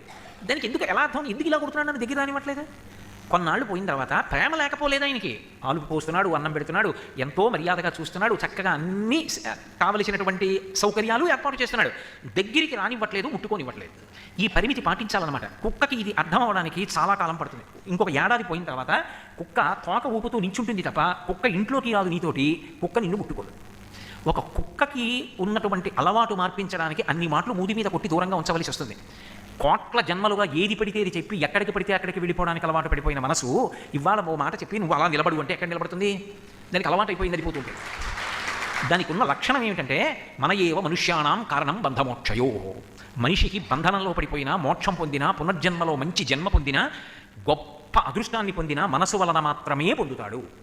ఇప్పుడు ఆ మనసు మన మాట వింటుందా? మీరు ఒకటి ఆలోచించండి. నేను పూజ కూర్చున్నాను అనుకోండి, నా కాళ్ళు చేతులు నా మాట వింటాయి. నేను పూజ కూర్చుని ఆవాహయామి అన్నాను అనుకోండి, ఏమిటి ఆవాహయామి? నోరుని అను అంటుంది. అనవే నీకు వచ్చగా ఎన్నాళ్ళ నుంచి చేస్తున్నావు పూజ మొదలెట్టు అంటుంది.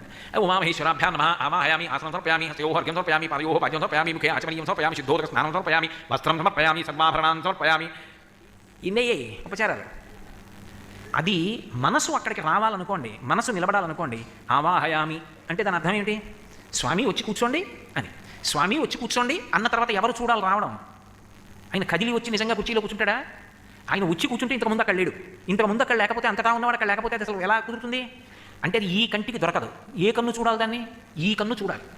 నేను ఆవాహయామి అని కళ్ళు మూసుకున్నాను అనుకోండి, ఆయన నడిచి వస్తూ ఉంటే, నా తల్లితో కలిసి నడిచి వస్తుంటే స్వామి పట్టుపంచె యొక్క గసగసలు, ఆయన పాదములకు పెట్టుకున్నటువంటి మంజీరముల యొక్క ధ్వని, ఆయన పాదములలోంచి పద్మాల యొక్క సుగంధము, బలిదైత్యేంద్ర కరద్వయీ కృతజల ప్రక్షాళన వ్యాప్తి కింజలజాటక్షుడు సాచయోగి సుమనః సంప్రార్థిత శ్రీదమున్ కలితానం రమాలలాట పదవీక స్తూరికాశాదమున్ నళినామోదము రత్ననూపురము నానావేదమున్ పాదమున్ అంటారు పోతన గారు భాగవతంలో.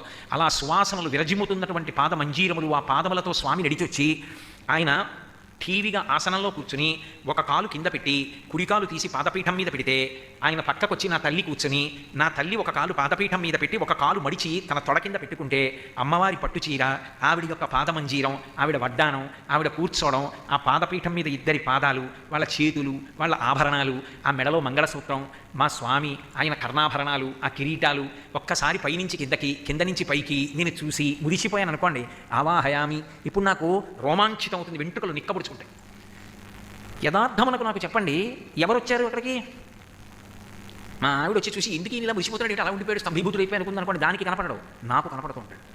లేదా నేను పూజ చేస్తూ యాంత్రికంగా నా మనసు ఎక్కడికో పోయిందనుకోండి, రేపు చెన్నై వెళ్ళాలి, చెన్నైకి సర్కార్కి మనకి రిజర్వేషన్ అయింది, సర్కార్ అంటే 2:30 అలా బయలుదేరాలి, భోజనం ఎన్ని గంటలకి చేసేద్దాం, పలహారం ఏం పట్టుకెడదాం, ఉప్పుడు పిండి ఎట్టుకెడదామా, ఇడ్లీ పట్టుకెడితే బాగుంటుందా, ఏసీ భోగిలో చల్లగా ముద్దలా అయిపోతుందేమో, ఇడ్లీ వద్దులే, ఉప్పుడు పిండి అయితే కొంచెం చల్లగా ఉన్నా కాస్త ఏ దెబ్బకాయ మొక్కో నంచుకుని తినేస్తే సరిపోతుంది, అది వేడి చేస్తుందేమో, మళ్ళీ కొంచెం మజ్జిగ కూడా పట్టుకెడితే బాగుంటుందేమో. ఇక్కడ నోరు ఏమంటుంది?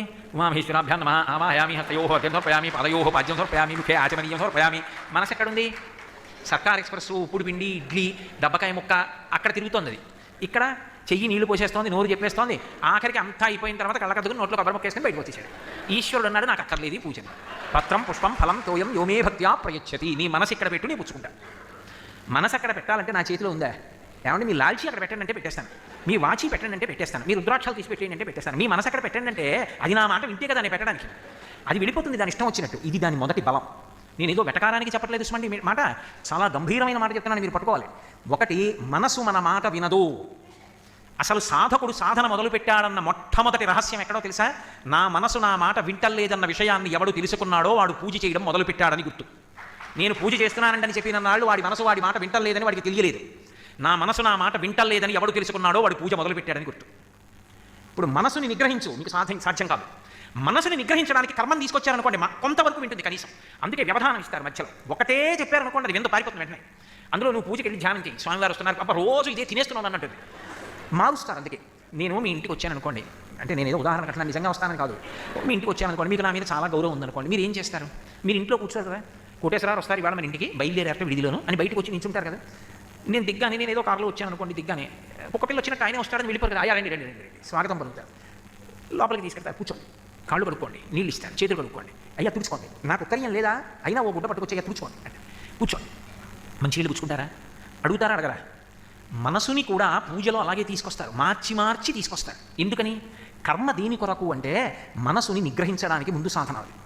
ఇప్పుడు పూజ చేసేటప్పుడు ఆవాహయామి కాసేపు చూశాడు, అలాగే చూడవే 1 గంట వరకు అంటే చూడదు. అందుకని ఏం చేస్తారంటే ఆవాహయామి కూర్చున్నావా, చాలా సంతోషం, ఇప్పుడు ఏం చేస్తామంటే పాదయోహో పాద్యంతో పయామి, వాళ్ళిద్దరి పాదాల మీద నీళ్ళు పోయి అంటే ఓ తామలపా కట్టుకుని ఇలా అన్నాను అనుకోండి, అయిపోయిందంటే అయిపోయింది. కానీ నేను మనసుతో చూశాను అనుకోండి, శంకరాచార్యులు వారు అంటారు సౌందర్యలహరిలో, కదా కాళే మాథ కదయ కలితాలక్తకరసం పిబేయం విద్యార్థీ తవ చరణ నిర్మీజన జలం ప్రకృత్యా మూకానామపి చ కవితా కారణతయా తథా దత్తే వాణి ముఖ కమలతాంబూలరసతాం అంటారు. నేను ఒక బంగారు పళ్ళని తీసుకెళ్ళి అక్కడ పెట్టి శుద్ధ జలం ఓ బంగారు కలశతో మా ఆవిడ పట్టుకుంది అనుకోండి, అవన్నీ మీ ఇంట్లో ఉన్నాయా అనకండి, మానసికంగానే కదా.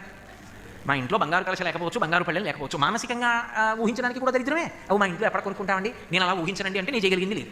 పోనీ మానసికంగా నా భార్య బంగారు కలశతో నీళ్లు పట్టుకుంది, బంగారు పళ్ళెం స్వామివారి దగ్గరికి వెళ్ళి ఆయన పాదాల కింద ఇలా తొయ్యను కదా, స్వామి మీ పాదాల కింద బంగారు పళ్ళెం ఉంచుతాను అనుగ్రహించండి అని అనుకోండి, ఆయన ఏం చేయాలి? తన 2 పాదాలు ఇలా పైకెత్తాలా? పరాశర భట్టర్లు శ్రీగుణరత్నకోశంలో అంటారు, ఏకంద్యంత్యనతిక్షమం మమ పరంచ ఆకుంచ పాదాంబుజం మధ్యే విష్టర పుండరీకమభయం విన్యస్య హస్తాంబుజం త్వాం పశ్యేమ దిశేదుషీం ప్రతికలంకారుణ్యకూలంకష స్పారాపాంక తరంగమంబ మధురం ముగ్ధం ముఖం బిభ్రతీం అంటారు. ఇలా ఓ కాలు మడిచి కూర్చున్నటువంటి తల్లి, అమ్మ నీ కాళ్ళు కడుగుతానమ్మా, 2 కాళ్ళు పళ్ళెంలో పెట్టమ్మా అంటే ఏం చేయాలి ఆవిడ? నా కోసమని 2వ పాదం కూడా తీసి బంగారు పళ్ళెంలో పెట్టారు, దాని నిండా మల్లెపూలు వేసి అమ్మా అయ్యా మీ పాదాలు పెట్టండి అంటే వాళ్ళిద్దరూ పాదాలు పెట్టారు. నా భార్య నీళ్లు పోసింది.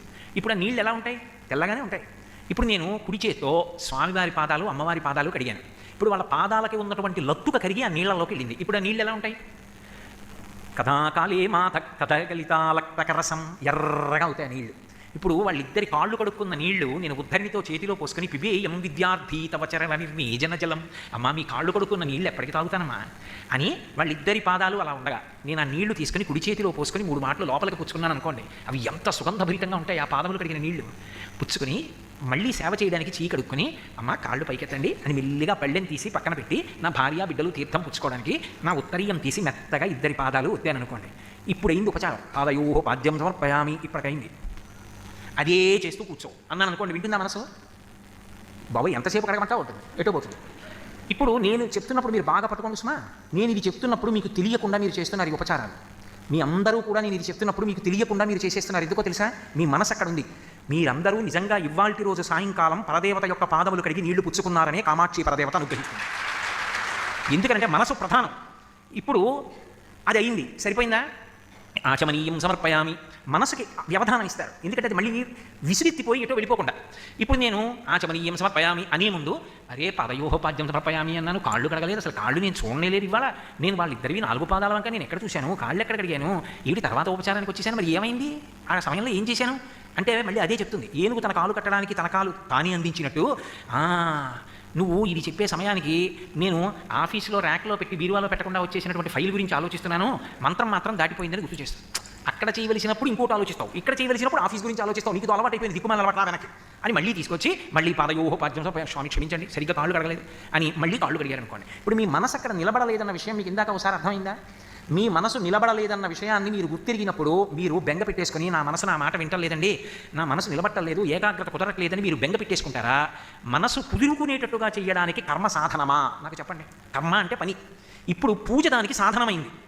ఇప్పుడు నేను ఆచమనీయం సమర్పయామి, ఇప్పుడు నువ్వు సరిగ్గా ఉండు సుమా, అటు ఇటు వెళ్ళిపోకే, ఆచమనీయం ఇస్తున్నావు. నువ్వు మనం చేస్తే ఎలా చేస్తాం? 3 మాటలు పుచ్చుకుంటాం. స్వామికి ఎలా ఇవ్వాలి? 3 మాటలు ఇవ్వాలి. 3 మాటలు ఇచ్చినప్పుడు ఆయన ఇలా పడతారు, పట్టినప్పుడు ఇవి ఉంగరాలు ఉంటాయి, ఆయనకి ఎర్రగా ఉంటుంది చెయ్యి, ఆయన ఇలా పుచ్చుకుంటారు, పుచ్చుకున్నప్పుడు చప్పుడు చేయరు, ఆయన ఇలా చెయ్యి దగ్గర పెట్టి తీసుకుంటుంటే ఉంగరాలు కనపడతాయి, ఆయన ముఖానికి అడ్డంగా చెయ్యి పెడుతుంది, ఎంత అందంగా ఉంటుందో అనుభవించు. అని 3 మాటలు వేశారనుకోండి, అది ఈ కన్ను చూస్తుంది లోకం. అప్పుడు వచ్చి మళ్ళీ నిలబడుతుంది. మీరు ఎంతసేపు మనసుని మంచి కర్మ చేత అరికడుతున్నారో అంతసేపు అది అక్కర్లేని విషయాల వైపు పరిగెత్తడం ఆపేసింది. అవునా కదా?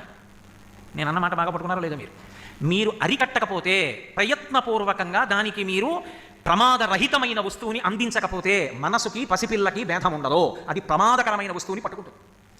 తల్లి ఉందనుకోండి, ఓ పిల్లవాడు ఉన్నాడు అనుకోండి, వంట చేసుకుంటూ ఉంటుంది. అమ్మ ఏం చేస్తుందంటే ఓసారి ఇలా చూస్తుంది. అమ్మ అన్నిటికన్నా భయపడేది ఎప్పుడో తెలుసా?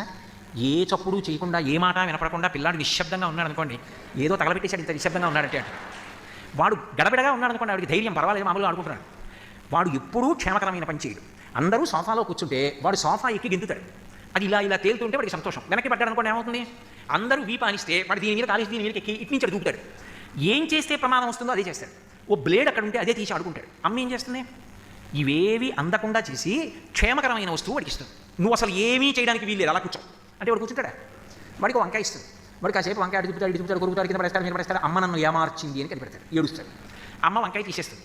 తీసేసి ఓ అట్టము కట్టుకొచ్చి దాని మీద ఏదో సీతాకోకచిలుక బొమ్మ చూపించి, నాన్న చూసావా సీతాకోకచిలుక ఎంత బాగుందో, సాయంకాలం మనం తోటలోకి వెళ్ళినప్పుడు చెట్టు మీద ఎగురుతాయి ఆ సీతాకోకచిలుకే అనిస్తుంది. వాడు కాసేపు దాన్ని ఇలా చూస్తాడు, అలా చూస్తాడు, నాలుగు పెడతాడు, మూతి పెడతాడు, దాన్ని ఆపుతాడు, ఆడుకుంటాడు. కాసేపు అది అమ్మ నన్ను ఏమార్చింది, మళ్ళీ ఏడుస్తాడు. అమ్మ ఇంకోటి తీసుకొస్తాడు, ఆఖరికి పట్టుకుంటాడు.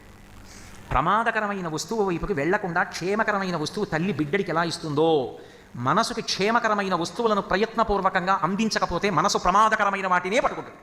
దాన్ని పసిపిల్లవాడి లక్షణం, దానికి అలవాటు కోట్ల జన్మలుగా. అందుకే మనసుని నియంత్రించడానికి సాధనము కర్మ ఒక్కటే. పూర్తిగా నిగ్రహింపబడుతుందని మాత్రం నేను సిద్ధాంతం చేయను, నేను చెప్పను. ఎందుకో తెలుసా?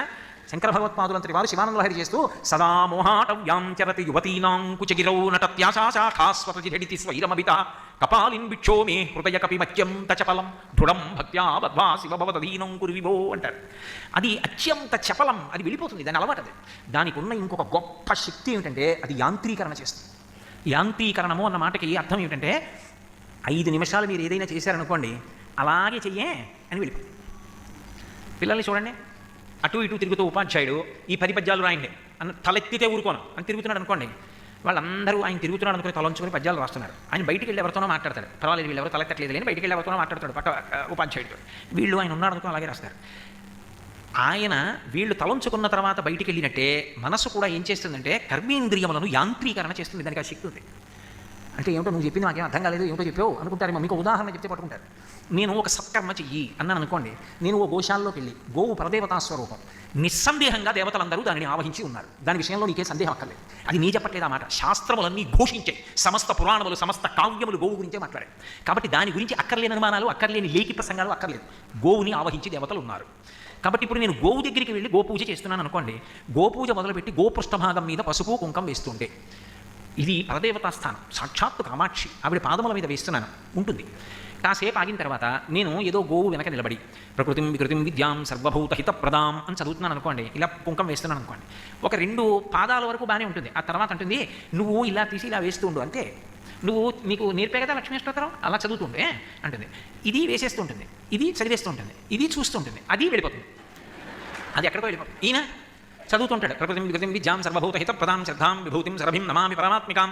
మళ్ళీ ఎక్కడ వెనక్కి వస్తుందంటే లక్ష్మీం క్షీర సముద్రరాజ తనయాం శ్రీరంగధామేశ్వరీం దాసీభూత సమస్తదేవ వనితాం లోకైక దీపాంకురాం అన్న శ్లోకం అయిపోయింది అనుకోండి.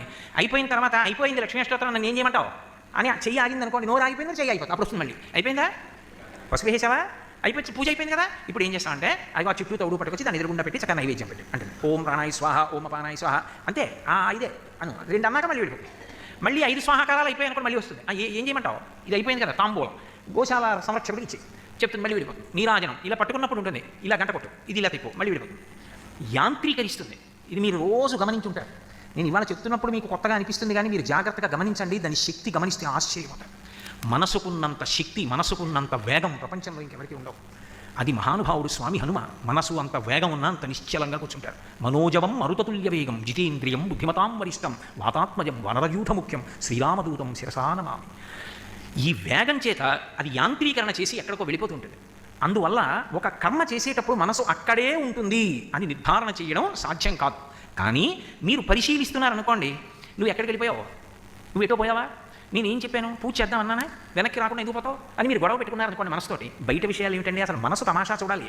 మీరు గొడవ పెట్టుకున్నారనుకోండి, ఏమంటావు అయితే, నువ్వు లక్ష్మీ స్తోత్రం చదివినంతసేపు నేను అక్కడ ఉండాలి అంతేనా, రా అంటే మీరు మళ్ళీ 4 పాదాలు చెప్పాక వెళ్ళిపోతుంది. మీరు రాత్రి వరకు చదవండి వెళ్ళిపోతూనే ఉంటుంది. అప్పుడు మీరు చిరాకేసి ఇంట్లో వాళ్ళ మీద దెబ్బలాడినట్టుగా చిద్ది కుమారులు కూడా నీకు నాకు పడదు, ఇంకా నువ్వు నా మాట వినవు, ఒక్క లక్ష్మీ అష్టోత్తరానికి ఉండవు నా దగ్గర, ఇంకా నాకు పూజ ఏమిటి, వాడు అలా మాట్లాడతాడు, వాడు నువ్వేమో నా మాట వినవు అని ఆ చేతిలో ఉన్న పువ్వులకి అవతల పారేసి మీరు వెళ్ళిపోయారు అనుకోండి, అది ఏమీ బాధపడదు, మీతోనే ఉంటుంది. అది ఎలా వెళ్ళిపోతుంది? సూక్ష్మ శరీరం ఎక్కడికి వెళ్ళిపోతుంది? వెళ్ళదు. అందుకే ఎవరితోనైనా తగు ఆడవచ్చు కానీ మనసుతో తగు ఆడరాదు. మనసు మీద దెబ్బలాడకూడదు, ఎప్పుడూ అన్వయం చేయాలి. మీరు పసిపిల్లాడి దగ్గరికి వెళ్ళి గంభీరమైన వేదాంతోపన్యాసం చెప్పారనుకోండి, బట్ ఏమర్థమవుతుంది? తల్లి చూడండి అమాయకత్వంతో నీకు ఎన్నో మాటలు చెప్తున్నాను రే, నీకు ఎంత చెప్పినా నీలో మార్పు రావట్లేదు, నువ్వు మాట వింటావా, నీ సంగతి చూడనా అంటే వాడు అమాయకంగా అమ్మవంక తెలిసి పక్కున అవుతాడు. వాడికి ఏమైనా తెలిస్తే కదా అమ్మ ఏం చెప్పిందో, ఆఖరికి అమ్మకి విసిగొచ్చి అంటే ఇవన్నీ రాసుకుంటున్నాను రే, నువ్వు పెద్దవాడి అయిన తర్వాత ఇవన్నీ చదివి గుర్తు తెచ్చి కొడతాను, ఇప్పుడు చిన్నవాడి కొరకు కొట్టలేకపోతున్నానంటే. అమ్మ ఎలా అనునయంతో అలా సాకి సాకి సాకి సాకి పైకి తీసుకొస్తుందో మనసుని అలా సాకాలి. అది నిత్య బిడ్డ, అది ఎప్పటికీ పసిబిడ్డే. అంత జాగ్రత్తగా అనునయం చేస్తూ వెడితే కొంతకాలం అయిపోయిన తర్వాత అది ఏం చేస్తుందంటే మీరు అంటే వస్తుంది, అది మీ మాట వినే స్థితికి రావాలి. సాధన అలా నడవాలి. కర్మ దేనికి పనికి వస్తుంది? బాగా పట్టుకోండి స్వామి చెప్తున్నది. కర్మ అంతిమ విజయాన్ని దేనికి ఇస్తుంది అంటే కర్మ చెయ్యగా సాధన చెయ్యగా కర్మని మనసుని కలపగా ఒకనాడు ఏం చేస్తుందంటే మనస్సు కర్మతో సంబంధం లేకుండా వచ్చి తాను కూర్చుంటుంది. చూడండి, కొత్తగా బండి కడతారు ఎద్దులు, మీరు ఎప్పుడైనా చూసారో లేదో నాకు తెలియదు, పల్లెటూళ్ళలో ఉంటుంది. బండి ఎత్తి పట్టుకుని కాడి కిందకి ఎద్దుని పిలిచారనుకోండి, రాదు. ముందు కాడి ఎత్తి పట్టుకుంటే ఎద్దు ఎక్కడ వస్తుంది? ఎంత పిలిచినా రాదు. అది ఆ ఎద్దుని లేపి తీసుకొస్తాడు, తీసుకొచ్చి కాడి కింద తలపెట్టాలి. ఇంకొకరిని పిలిచి బండి పైకి ఎత్తరా అంటాడు. బలవంతంగా కాడి కిందకి తోస్తే ఇటు తిరిగిపోతుంది, అటు తిరిగిపోతుంది. దాన్ని ఏదో తోక మిలి పెడతాడు, అది చేస్తాడు ఇది చేస్తాడు, కంఠం కింద తాడేస్తాడు, ఓ ఎద్దటిడితే ఈ ఎద్దటిపోతుంది, కౌన్సికర్ర పెట్టి కొడతాడు. మొత్తానికి దాన్ని జాగ్రత్తగా బండి కింద ఆ కాడి కింద తలపెట్టడానికి నేర్పుతాడు. అలవాటు అయిపోయిన తర్వాత ఏం చేస్తాడు? ముందు ఎద్దు దగ్గరికి వెళ్ళాడు రైతు, తిన్నగా బండి దగ్గరికి వెళ్ళి ఆ బండి ముందు భాగంలో ఉన్న కాడి ఎత్తి ఇలా పట్టుకుంటాడు. 2 ఎద్దులు అక్కడ పట్టుకుని ఉంటాయి, అవి ఎటో చూస్తూ ఉంటాయి, లేకపోతే ఇలా వెనక్కి ముఖం పెట్టుకుని పడుకుంటాయి. ఈ బండి ఎత్తి పట్టుకుని అంటాడు. అనగానే ఆ 2 ఏం చేస్తాయంటే లేచి ఒళ్ళు విరుచుకుని వచ్చి కాడి కింద తలపెట్టి నించుంటాయి. వాటి మెడ కింద నుంచి పగ్గం వేసేస్తాడు.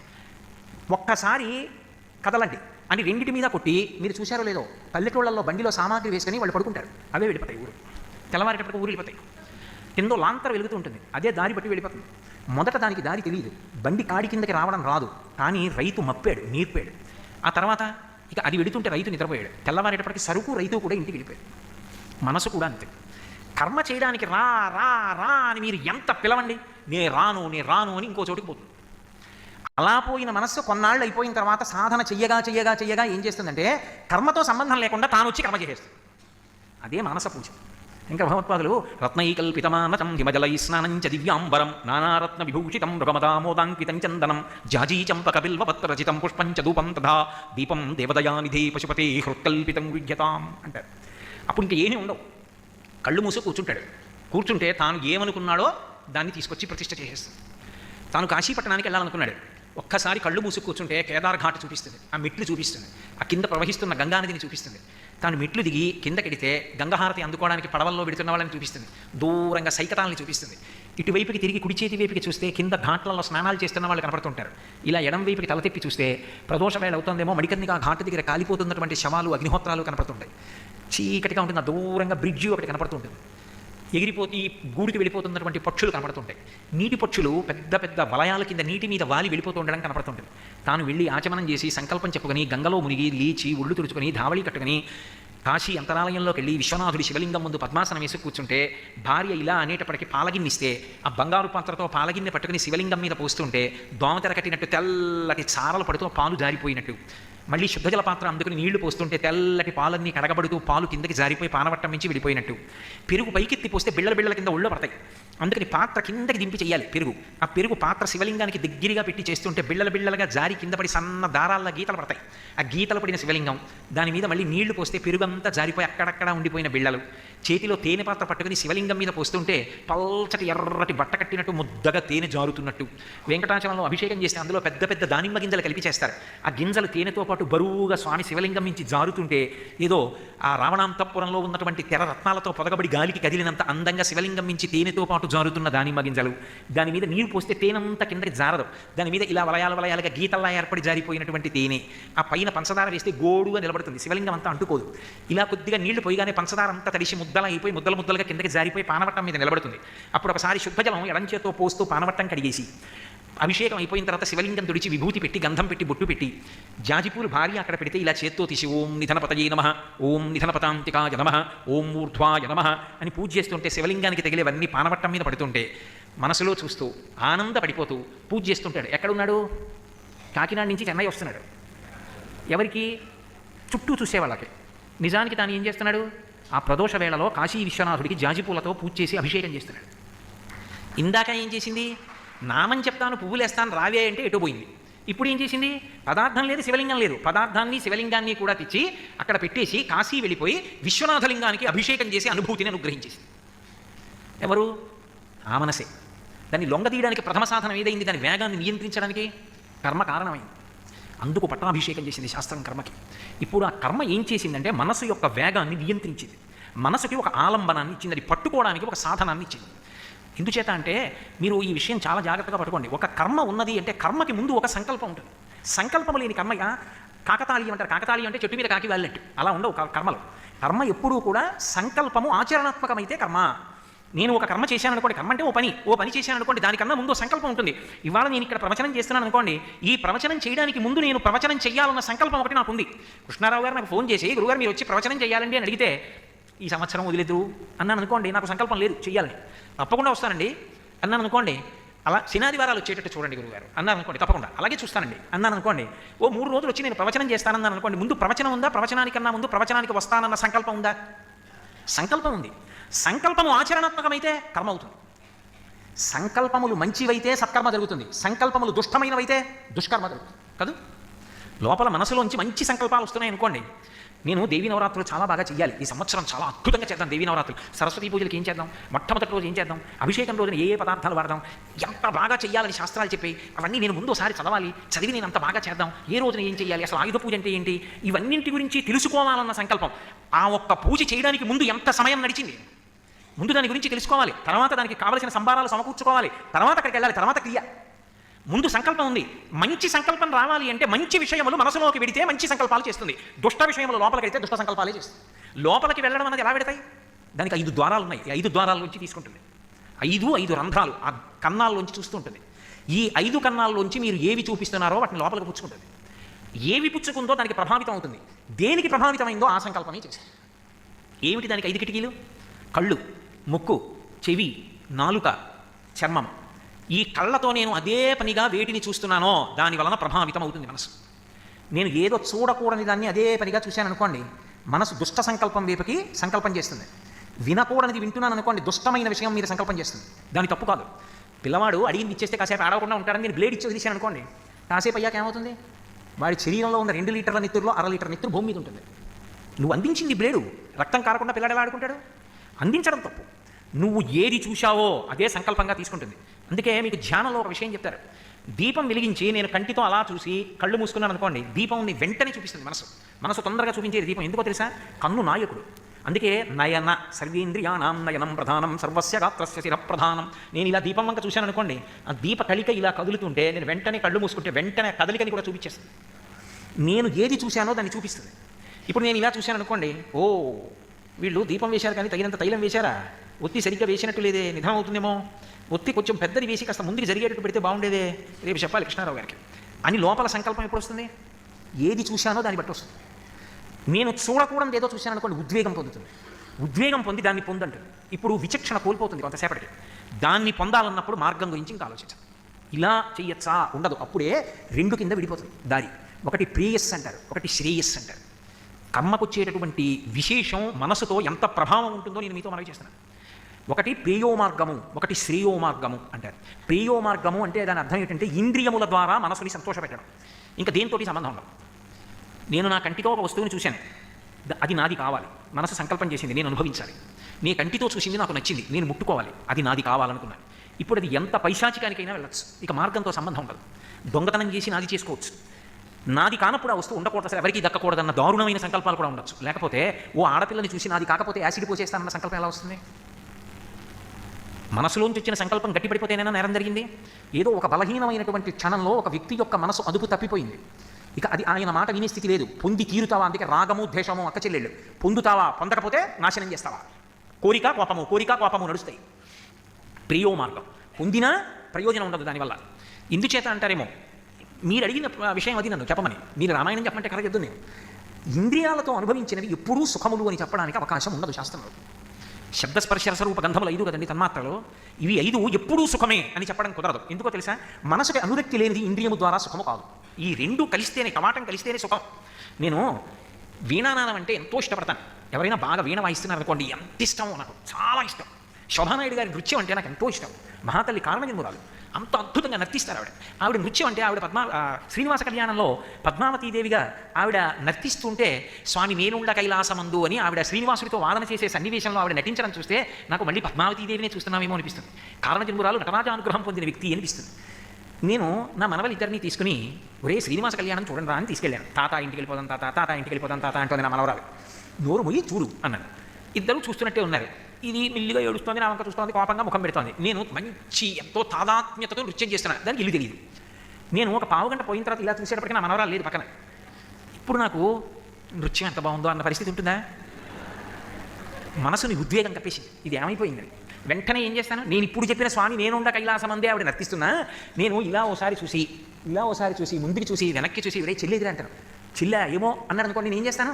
ఒరే ముందురా అని వాడిని కూడా చెట్టు వీడికి వెళ్ళిపోతారో, వీడిని చెయ్యట్టుకుని గబగబా అన్ని కుర్చీల దగ్గరికి వెళుతూ బయటికి వెళ్ళి గబగబా తిరిగితే, అంటే చిన్నపిల్ల ఎవరైనా ఇలా వెళ్ళిందా బయటికి అంటే, ఏమో 10 నిమిషాల క్రితం కళ్ళు లోకుంటూ ఏడుస్తూ ఇలా వెళ్ళిపోవడం చూసాను అందనుకోండి.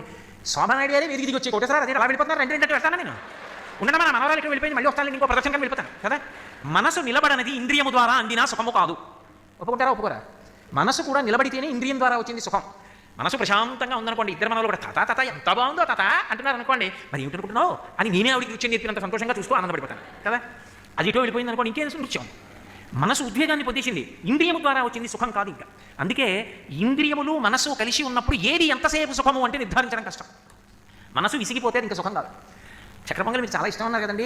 గత ఏడాది వచ్చినప్పుడు తినండి అని పెట్టారు అనుకోండి, ఏమి తినడం, మీ దగ్గర నుంచి వెళ్ళిన 1 నెలకే మధుమేహం వచ్చిందండి, వచ్చేటప్పుడు 370 ఉంది, ఇంకేం చక్కెర పొంగలి అన్నాను అనుకోండి. ఇప్పుడు మీరు గుమగమలాడుతూ తీసిపోను, ఇంత తినండి, అంత వద్దులేండి, బాగుంది, ఇంత పెట్టండి అన్నాను అనుకోండి, ఇంతే తింటూ ఏడుస్తాను. ఇవిడో నా కర్మ, ఇంత తినవలసిన వాడిని ఇంత తింటున్నాను. ఇప్పుడు ఏమైంది?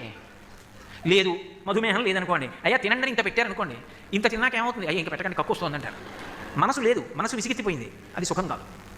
అందుకే ప్రేయో మార్గము అన్న దాంట్లో ఏమిటంటే, ఎంతసేపు మనసు ఏం కోరుతుంది అంటే ఇంద్రియముల ద్వారా సుఖాన్ని అనుభవించు. దాని వలన నీ వచ్చే జన్మ ఏమవుతుంది దానికి అనవసరం. దాని వలన నీ పాపపుణ్యాలు ఏమొస్తున్నాయి దానికి అనవసరం. ఇప్పటికి సుఖంగా ఉందా లేదా అదొక్కటే కావాలి, కానీ అనుభవించాలా వద్దా? అప్పటికి కోపడ్డాడండి, అదుపు చేసుకోలేకపోయాడు. అవతల వాడిని ముందు వెనక చూడకుండా కొట్టాడు. ఆయన వెళ్ళి ఎక్కడో పడ్డాడు, తలకి దెబ్బ తగిలింది, నెత్తురు గారింది. ఈయన తీసుకెళ్ళి 3 నెలల కారాగారంలో పెట్టారు.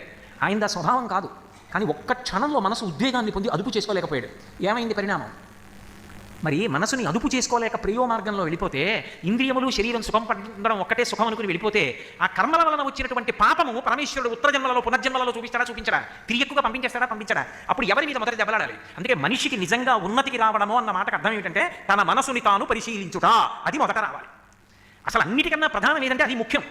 నా మనసుని నేను చూస్తుండాలి, నోరు మొయ్ అని చెప్పగలగాలి. పిల్లవాడు బ్లేడ్ అడిగితే ఎంత ముద్దైనా, ఎంత లేక పుట్టిన మనవాడైనా నోరు మొయ్, ఎంతసేపు ఏడుస్తావో ఏడు, బాలానం రోదనం బలం, నీకు బలం ఇవ్వను బ్లేడు.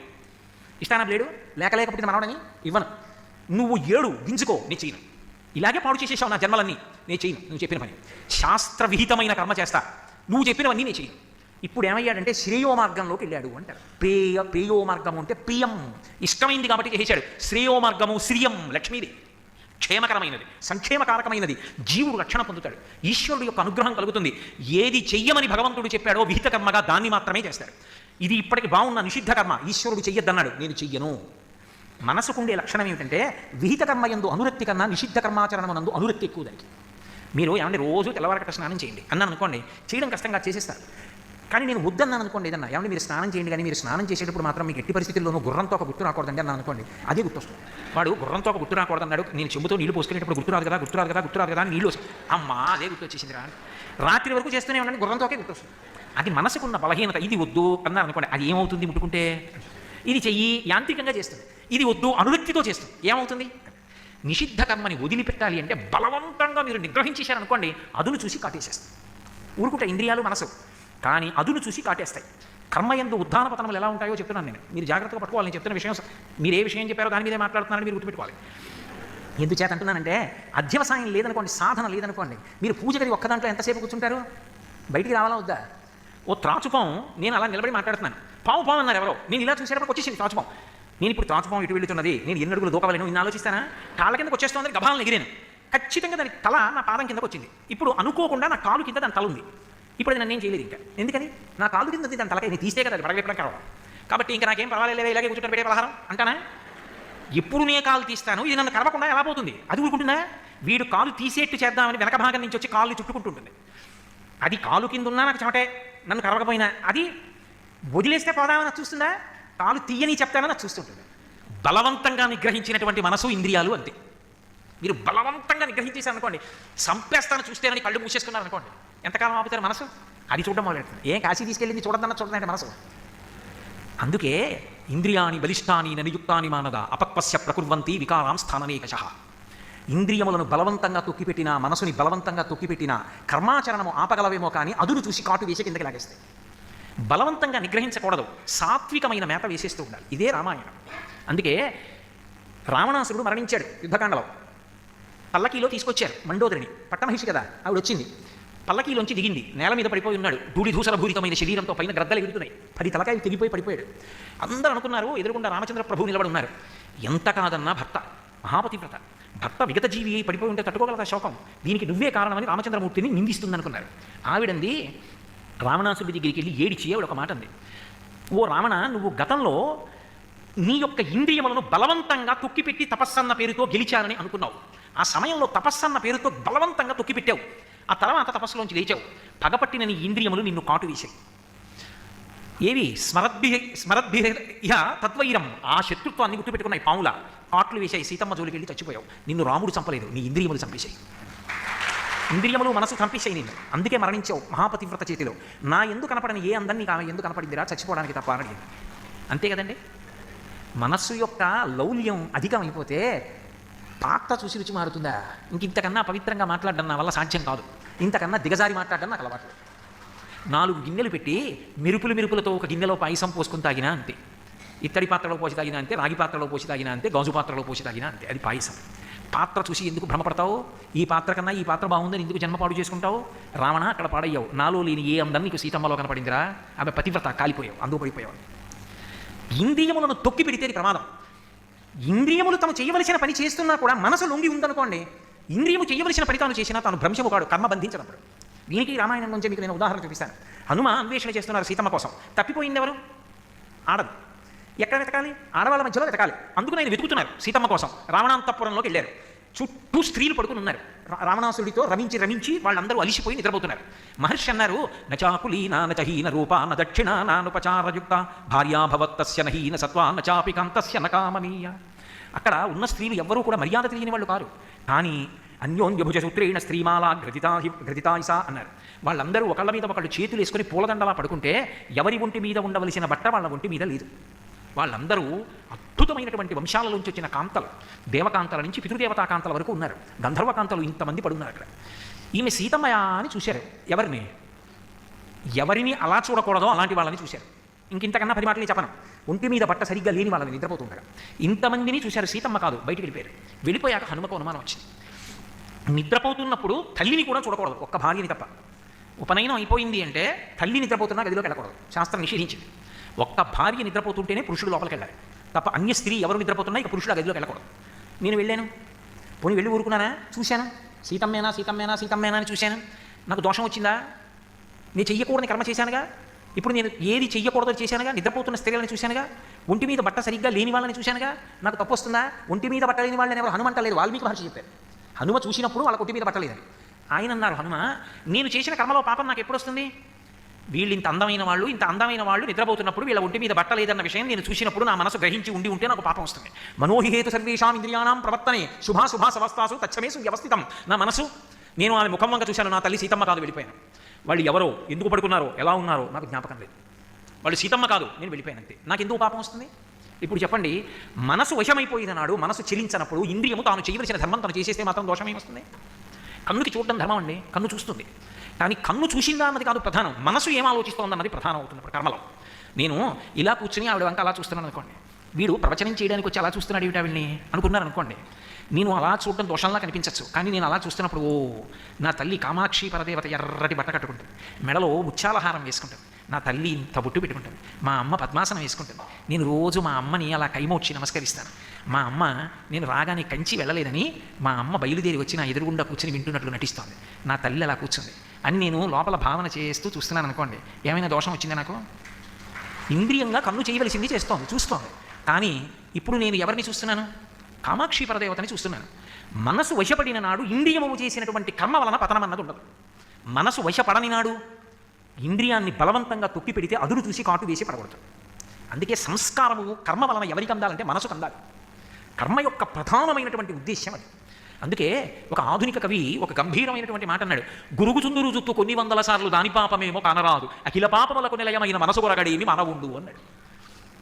ఇన్ని మాటలు తలగొరిగితే ప్రయోజనం, పాపములకు నిలయమైన మనసు కొరగాలి. అంటే దాని ఉద్దేశం మనస్సుని సంస్కరించాలి. అందుకే మనోహిహేతు సర్వీ దేవి భాగవతంలో వ్యాస భగవానుడు ఓ మాట అంటాడు, స్నాత్వా పునఃపునః నిర్మలంత మనోయావత్ తావత్ సర్వం నిరర్థకం. ఓ తీర్థయాత్ర చేసావు దీనికోసం, మనసు నిర్మలం అవడానికి. ఒక దేవాలయానికి వెళ్ళావు, మనసు నిర్మలం అవడానికి. ఒక ప్రవచనానికి వెళ్ళావు, మనసు నిర్మలం అవడానికి. నీ మనసుని నువ్వు పరిశీలించుకోవడం నీకు రావాలి. అదొక్కటి నీకు రాలేదు, ఎన్ని విని ఏం ప్రయోజనం? ఏమిటి దానివల్ల వచ్చే ప్రయోజనం? చేతిలో ఉన్నటువంటి శనగపప్పు ఎక్కువ అవుతుందని బండెడు ఊక తెచ్చి కలుపుకుంటే కడుపు నిండుతుంది, వాటి ఊదుకునే తినాలి, ఆ 4 బదలే మిగులుతాయి. ఏది నిలబడాలో అది నిలబడినప్పుడు మనసు మీద ప్రభావం చూపించని ఎన్ని ఉత్తమ కర్మలు చేసినా కర్మకి ప్రయోజనం లేదని నేను అన్నాను. కానీ ప్రధాన ప్రయోజనము దేని కొరకు వచ్చింది అంటే కర్మ మనసుని సంస్కరించడం కొరకు ఉత్తమ కర్మ అన్న మాట వచ్చింది. మనసు సంస్కరించబడడం అన్నది ఒకసారి అలవాటు అయిపోయిందనుకోండి, ఆ మనసే అద్భుతమైన సాధనం అయిపోతుంది. అది చిట్ట చివరికి ఎక్కడికి తీసుకెడుతుంది అంటే, ఏ కర్మ మనసుని లొంగదీయడానికి మీరు మొదలుపెట్టారో ఇక ఆ కర్మ అసలు చెయ్యవలసిన అవసరం లేని స్థితికి వెళ్ళిపోతాడు మనిషి. ఇది విచిత్రం. ఇది చాలా చాలా ముఖ్యమైన విషయాన్ని నేను ప్రస్తావన చేస్తున్నా. చూడండి, సాధారణంగా ఓ కష్టం వచ్చిందనుకోండి ఏమంటాం? నాకు కర్మ అంటాం, ఏ జన్మలో చేసిన కర్మో అంటాం, ఇలా నుదురు కొట్టుకొని. నీకు కష్టం వచ్చినప్పుడు ఏ కర్మని స్మరించి ఏం చేశానో, ఇలా అనుభవిస్తున్నానని ఇలా కొట్టుకున్నావో, ఏ సుఖం వచ్చినప్పుడు ఏమో ఏ జన్మలో ఏం చేశానో భగవంతుడి దయవల్ల ఈ జన్మలో గట్టెక్కించాను, గత జన్మంబులనేమి నోచితిమో యాగశ్రేణులేమేమి చేసితిమో ఎవ్వరికి ఏమి పెట్టితిమో ఏ సిద్ధాశ్రమమునం తొక్కితిమో ఇప్పుడు చూడగంటి విచటం కృష్ణార్భకుని నిర్భయం ఉన్నట్టు దేశోద దశమస్కంధంలో ఏమో ఏ పుణ్యం చేశానో మొత్తానికి గట్టెక్కానండోయ్ అంటారు. కర్మ సుఖదుఖములకు కారణం.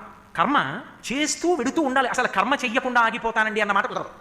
నేను ఏమండి కర్మ చేస్తే కదా పుణ్యమో పాపం, ఏ కర్మ చేయను, నేను కూర్చుంటాను అకర్మ, అసలు నేను ఏ కర్మ చేయను కూడా ఎక్కడుంది ఇంకా అని కూర్చోవడం ఎవరికీ సాధ్యం కాదు. అలా ఉండకూడదు. ఎందుకని అంటారేమో, మీరు కర్మ చేయడం ఆపగలరేమో కానీ మనసుని ఎలా ఆపుతారు? అది చేసేస్తుంది. ఎందువల్ల అంటారేమో, నేను ఏమీ చేయనండి, ఏదైనా చేస్తే పుణ్యమో పాపమో వచ్చి తీరుతాను, ఏమీ చేయకపోతే గొడవ ఎక్కడుంది, ఏమీ లేదు అని నేనేమీ చేయను, అలా కూర్చుంటాను అన్నాను అనుకోండి. అలాగనే కూర్చున్నాను అనుకోండి, ఎవడో ఒకడు ఎదురుగుండా కూర్చుని ఓ లడ్డు తింటున్నాడు, మీకు ఏ భయం లేదు, హాయిగా ఓ లడ్డు తింటున్నాడు, ఎరా అంటే ఉమామహేశ్వర పరమాత్మ వస్తూ అని తింటున్నాడు, ప్రసాదం అన్నీ చేస్తున్నాడు, నేను ఇలా చేసినా బాగుండేదేమో, ఇలా కూర్చున్నాను అని మళ్ళీ మనల్ని మనం నిందించుకోవడం, మనసు దేని చుట్టూనో తిరుగుతుండడం. చేసేస్తున్నారా చేయట్లేదా? కలియుగంలో అదృష్టం ఉంది మనసు నిగ్రహింపబడితే. కలియుగానికి లక్షణం ఏమిటో తెలుసా? నేను చెప్పట్లేదు, భాగవతంలో సాక్షాత్ వ్యాస భగవానుడు చెప్పింది. కలియుగానికి అదృష్టం ఏమి అంటే, ఏదైనా ఒక ఉత్తమమైనటువంటి పని చేస్తానని త్రికరణ శుద్ధిగా అనుకున్నంత మాత్రం చేత చేసిన ఫలితాన్ని ఇస్తారు. నేను కాశీ వెళ్ళాలని త్రికరణ శుద్ధిగా వెంపర్లాడాను అనుకోండి, తిరుమల వెళ్ళాలని వెంపర్లాడాను అనుకోండి, నేను వెళ్ళకపోయినా వెళ్ళాలని వేస్తాను. పాపకర్మ చేస్తేనే వేస్తాను. ఇప్పుడు పుణ్యం సంపాదించుకోవడం మనసు మీద ఆధారపడిందా లేదా? సంకల్పం చేయడం. అందుకే లోపలికి ఏవి పెడతాయో అవి సంకల్పాలు అవుతాయి. ఈ కర్మ చేసి చేసి చేసి చేసి చేసి చేసి చేసి చేసి చేసి పుణ్యకర్మలు చెయ్యగా భగవానుడు ఏమంటాడంటే, ఇవన్నీ ఎందుకు చేస్తున్నాడు? నేనున్నానని, నన్ను పొందాలని, నా యొక్క అనుగ్రహం కలగాలని నేను చెప్పినట్టు చేసుకుంటూ వెడుతున్నాడు కదా. శ్రద్ధ ఎందు నలుగురు ఉంటుంది, మీరు ఇది బాగా గుర్తుపెట్టుకోవాలి. శ్రద్ధ అంత తేలికగా ఏమి ఉండదు. ఎందుకంటే నేను ఒక పుణ్యకర్మ చేయాలనుకోండి, అందులో ఎంతో కష్టం ఉంటుంది, అదంత తేలిగ్గా ఏముండదు. ఇప్పుడు ఈ 2 గంటల ప్రవచనం చేశాను అనుకోండి, ఈ 2 గంటల ప్రవచనం ఎందుకు వచ్చింది ప్రవచనాలు? హాయిగా అందరిలో నేను ఏదో టీవీ పెట్టుకుని హాయిగా సంతోషంగా గడిపేసి ఆనందంగా సుఖంగా పలహారం చేసి కూర్చుని పడుకుంటే పోయేదానికి ఈ ప్రవచనాలు ఏమిటి, ఈ ప్రయాణాలు ఏమిటి, ఈ తిరుగుడు ఏమిటి, ఎందుకు వచ్చింది అనుకున్నాను అనుకోండి. అనుకుంటే మానేయచ్చు. ఒరే 2 గంటల సేపు నువ్వు పుస్తకం పట్టుకోకుండా ప్రవచనం చేస్తే అది నీకు తపస్సు. నీ జన్మ ఉద్ధరణ పొందడానికి ఇంకింతకన్నా తపస్సు నువ్వేం చేస్తావు? నీ కోసం నువ్వు చేసుకో, ఇతరుల కోసం కాదా. నువ్వు చెప్పిన మాటల వలన ఎవరినో ఉద్ధరించగలిగినంత శక్తివంతుడివి కావు. నిన్ను నువ్వు ఉద్ధరించుకోవడానికి చెప్పుకో ప్రవచనం. నువ్వు 2 గంటలు చెప్పాలంటే మనసు నిలబడాలా? 2 గంటలు చెప్పడానికి ముందు నువ్వు గ్రంథపఠనం చేయాలా? ఒక మంచి సంకల్పం నెరవేరాలంటే ఆ మంచి సంకల్పం కోసం అంత తాపత్రయపడాలా? ఇదంతా నీకు తపస్సు అవుతుందా అవదా? నీ జన్మకి ఉద్ధరణ కారకమా కాదా? చెయ్యి ప్రవచనం. ఇప్పుడు లోపల ఏది సంకల్పం జరిగిందో సంకల్పం జరగడానికి శ్రద్ధ, అది మంచి పని అని భగవంతుడు చెప్పాడని నమ్మి చేసేటప్పుడు మీకు ఇక్కడే కనపడుతున్న సుఖాన్ని మీరు త్యాగం చేయాలి. అది నలుగుడా కాదా? నా ఇంట్లో నేను హాయిగా కూర్చొని టీవీ చూస్తూ కూర్చోవచ్చు. వదిలేయాలి అంటే నేను కష్టపడి వదిలేసి ప్రయాణం చేసి ఇక్కడికి వచ్చి 2 గంటలు మాట్లాడి నా డొక్కలు నిప్పెట్టి అలిసిపోయి నేను వెళ్ళి నాకు ఇచ్చిన విడిదిలో కూర్చోవాలంటే నాకు నమ్మకం ఉండాలి. నా జీవితాన్ని నన్ను ఉద్ధరిస్తుంది 2 గంటలు, ఎంత కష్టపడనివ్వండి, ఇది నాకు శ్రేయోదాయకం. ఇది నేను వదిలేసిన నాడు ఎవరికీ కష్టం కాదు, నేను పాడైపోతాను. కాబట్టి నేను చెప్పుకోవాలి, బ్రతికున్నాడు భగవంతుడు నాకు ఇచ్చాడు ఈ వాక్కు, దాన్ని సాధనంగా నా సొంత అభిప్రాయాలు చెప్పదు, శాస్త్రం చెప్పింది మాట్లాడాలి. ఇప్పుడు అందులో నలుగురు ఉందా లేదా? కష్టపడ్డా ఉందా లేదా? ఆ నలుగుడికి తట్టుకోగలిగితేనే నువ్వు భగవంతుడు చెప్పిన విషయం ముందు నిలబడగలవు. కర్మ చేయడంలో నలుగుడు తట్టుకుంటేనే శ్రద్ధ అన్నమాట నిలబడుతుంది, లేకపోతే దాన్ని శ్రద్ధ అని పిలవరు. శ్రద్ధ ఎందు నలుగుడు ఉంటుంది, నలుగుడు త్యాగం చేసి నిలబడగలిగితే శ్రద్ధ. అలా చెయ్యగా భగవంతుడు అంటాడు, పాపం నా కోసం ఇంత నలుగుడు పడుతున్నాడు, ఎన్నాళ్ళు నువ్వు ఇలా నేను ఇలా నా కోసం నలుగుడు దా నిన్ను నాలో కలిపేసుకుంటాను. ఇప్పుడు ఏమయ్యాడు, రెండుగా బయలుదేరి ఒకటైపోతాడు. ఇదే శంకర భగవత్పాదులు శివానంద లహరిలో అంకోలం నిజబీజ సంతతి రయస్కాంతో ఫలం సూచిక సాధ్వీ నైజ విభుం లతాక్షితురుహం సింధు సరిద్వల్లభం ప్రాప్నోతీహ యథా తథా పశుపతే పాదారవిందద్వయం చేతో వృత్తిరూపేత్య తిష్టతి సదా సా భక్తిరిత్యుచ్యతే అంటారు. భక్తి ముందు వేరుగా మొదలై చివరికి ఏమైపోతుందంటే నది సముద్రము, నది కదిలి కదిలి కదిలి కదిలి అనుష్ఠానం చేసి చేసి పుణ్యం చేసి చేసి చేసి చేసి ఎక్కడికి వెళ్ళింది, సముద్రంలోకి వెళ్ళిపోయింది. సాగర సంగమం సముద్రంలో కలిసిపోయింది. ఇప్పుడు నది ఇది లేదు, సముద్రంలో కలిసిపోయింది. అలా సముద్రం నదిని కలిపేసుకుంది. ఒరే నన్ను నమ్మి ఇంత నలుగుడు పడి నా కోసమని నేను చెప్పిన పనులు ఎంత శ్రద్ధతో చేస్తున్నావు, ఇంకా నువ్వు నేను అది రెండుగా ఎందుకు నిన్ను నాలో కలుపుకుంటున్నానంటాడు. ఆ కలుపుకోవడం అన్న మాటకు అర్థం ఏమిటంటే చిత్తశుద్ధినిస్తాడు. చిత్తశుద్ధి పాత్రత. నా దగ్గర పాయసం ఉన్నా కిలుం పట్టిన పాత్ర మీరు పట్టుకొస్తే పొయ్యను, అమ్మ పాయసం పాడైపోతుంది, అంత కిలువ ఉంది అందులో పాయసం ఏమిటమ్మా, పాత్ర తోముకు రండి అంటాను. శుభ్రంగా పాత్ర తోమి పట్టుకొచ్చారండి, మీరు కొత్త మెరుపు తేలేదు, మెరుపుకి అడ్డొచ్చింది దాన్ని పోగొట్టుకుంటారు. పుణ్యకర్మల వలన అజ్ఞానం పోయింది. ఇప్పుడు ఆ పాత్ర పట్టుకొచ్చి పెడితే అందులో పాయసం పోశాను, అది జ్ఞానం. చిత్తశుద్ధి వలన పాత్రత కలిగితే పరమేశ్వరుడు జ్ఞానాన్ని అనుగ్రహిస్తే జ్ఞానము వలన జీవుడు బ్రహ్మము రెండు కాదు ఒక్కటి అన్న అద్వైతానుభూతి ఎందు అనుభవంగా ఓలలాడడమే మోక్షం. అది చచ్చిపోయాక ఎక్కడ వచ్చేది కాదు, ఇక్కడే ఆ జ్ఞానము కలగగానే అలా పొందినటువంటి వాణ్ణి ఇక్కడే అటువంటి వ్యక్తి మోక్షాన్ని పొందాడు. ఆయన శరీరం పడిపోయిన తర్వాత విదేహ మోక్షాన్ని పొందాడు అంటారు.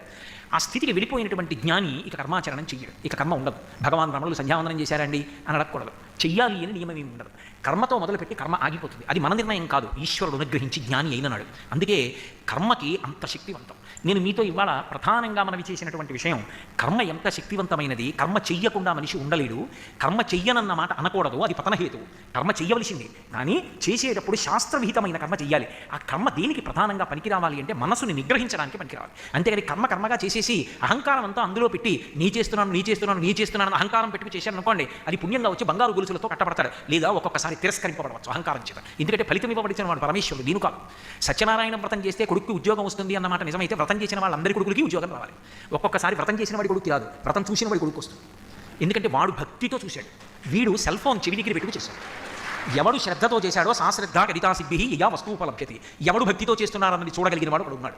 వాడిని మీరు ఏ పేరు పెట్టి పిలవండి అభ్యంతరం లేదు. స్త్రీ పురుష నపుంసకమూర్తియును కాక తిరియ కమర నరాది మూర్తియును కాక కర్మ గుణభేద సరసత్ప్రకాశి కాక వెనుక నన్నియుతానకు విభుతలంటూ ఆ కర్మ ఇలా కొట్టుకోవడం దగ్గర మొదలుపెట్టి అసలు ఏవీ చేయవలసిన అవసరం లేని జ్ఞానిగా తీసుకెళ్ళి చిట్ట చివరికి ఇక వేరుగా ఉండవలసిన అవసరం లేకుండా జీవబ్రహ్మైక్య స్థితికి చేరేటట్టుగా చేయగలిగిన శక్తివంతమైన సాధనం. పునర్జన్మ లేకుండా చేసిన కర్మే, పునర్జన్మకి కారణమైన కర్మే, సుఖదుఖములకు కారణమైన కర్మే, మనసుని వేగం తగ్గించిన కర్మే, మనసుకి మంచి విషయాన్ని ఆలంబనంగా ఇచ్చిన కర్మే, మనసుకి సంస్కారం ఏర్పాటు చేసిన కర్మే, మనసుకి సత్సంకల్పములు పుట్టించిన కర్మే, మనసులో దుస్సంకల్పములు పుట్టిన కర్మే, అభివ్యక్తమై ఆచరణ జరిగిన కర్మే.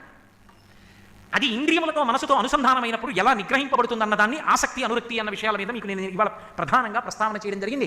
రేపు అసలు శాస్త్రీయమైన కర్మని చేయడము అన్నదానికి మనసు పొందవలసినటువంటి పరిపక్వత ఏమిటి? ఏదో బాహ్యంలో కర్మ చేసుకుంటూ ఎంతకాలం పెడతారు, ఎన్ని యజ్ఞాలు చేస్తారు, ఎన్ని యాగాలు చేస్తారు, అది కాదు. మీరు పూజ గదిలో ఎంతసేపు కూర్చోగలరండి? మహా కూర్చుంటే 2 గంటలు కూర్చుంటారు, మిగిలిన 22 గంటలు కాదు, 24 గంటలు భగవంతుని యొక్క అనుగ్రహాన్ని పొందడానికి వీలుగా చేసిన పనులన్నీ ఎలా సత్కర్మగా మారతాయి? ఆ అనుగ్రహము కలగడానికి మనసుకి కలగవలసిన అధ్యవసాయం ఏమిటి? కర్మని ఎలా పరిపుష్టం చేయాలి? ఆ కర్మని సాధనం చేసుకుని ఎలా దాటాలి? ఆ కర్మ నిస్సంగంగా చేయడం అన్న మాటకు అర్థం ఏమిటి? భగవద్గీతలో భగవానుడు ఎన్ని చోట్ల ఎందుకు దాని గురించి ప్రస్తావన చేస్తాడు. బ్రహ్మజ్ఞాని దగ్గరికి వెళ్ళేటప్పటికీ కర్మకి మినహాయింపులు ఎలా వచ్చేసాయి? ఈ విశేషాల గురించి అసలు మనసుని నిగ్రహించి కర్మ చేయడం, మనసుకు పరిపక్వత కలగడం, చేసిన ప్రతి పని సత్కర్మగా ఎలా మారిపోతుంది? ఎందుకు మారిపోతుంది? అలా మారిపోవాలంటే బయట పుణ్యం చేయడం కాదు, కర్మగా ఏది చేయనివ్వండి వాడు పుణ్యమే చేశాడు, అది అలా ఎప్పుడు మారుతుంది? అలా మారడానికి ఏం చెయ్యమని శాస్త్రం చెప్పింది. బయట ఎన్ని యజ్ఞాలు యాగాలు చేస్తావు, ఎన్ని పెళ్లిళ్ళు చేస్తావు, ఎన్ని ఉపనయనాలు చేస్తావు, అలా కాదు. ఏది చేసి మారమని శాస్త్రం ఘోషిస్తోంది. ఏమిది ఈశ్వరుడి వాక్కు? ఈ విషయాల మీద రేపు సాయంకాలం 6 గంటలకే కలుసుకుందాం. 6 గంటలకే కలుసుకుని భగవానుడు నా చేత పలికించినంత మేర రేపటి రోజు ప్రస్తావన చేస్తాను. మంగళాశాసన పరైహిమదాచార్య పురోగవై సర్వైశ్చ పూర్వైరాచార్యై సత్కృతాయాస్తు మంగళం. మంగళం కౌసలేంద్రాయ మహనీయ గుణాత్మనే చక్రవర్తి తనూజాయ సర్వభౌమాయ మంగళం. ఉమాకాంతాయ కాంతాయ కామితార్థప్రదాయిని శ్రీగిరీశాయ దేవాయ మలినాథాయ మంగళం. సర్వం శ్రీ ఉమామహేశ్వర పరబ్రహ్మార్పణమస్తు. స్వస్తి.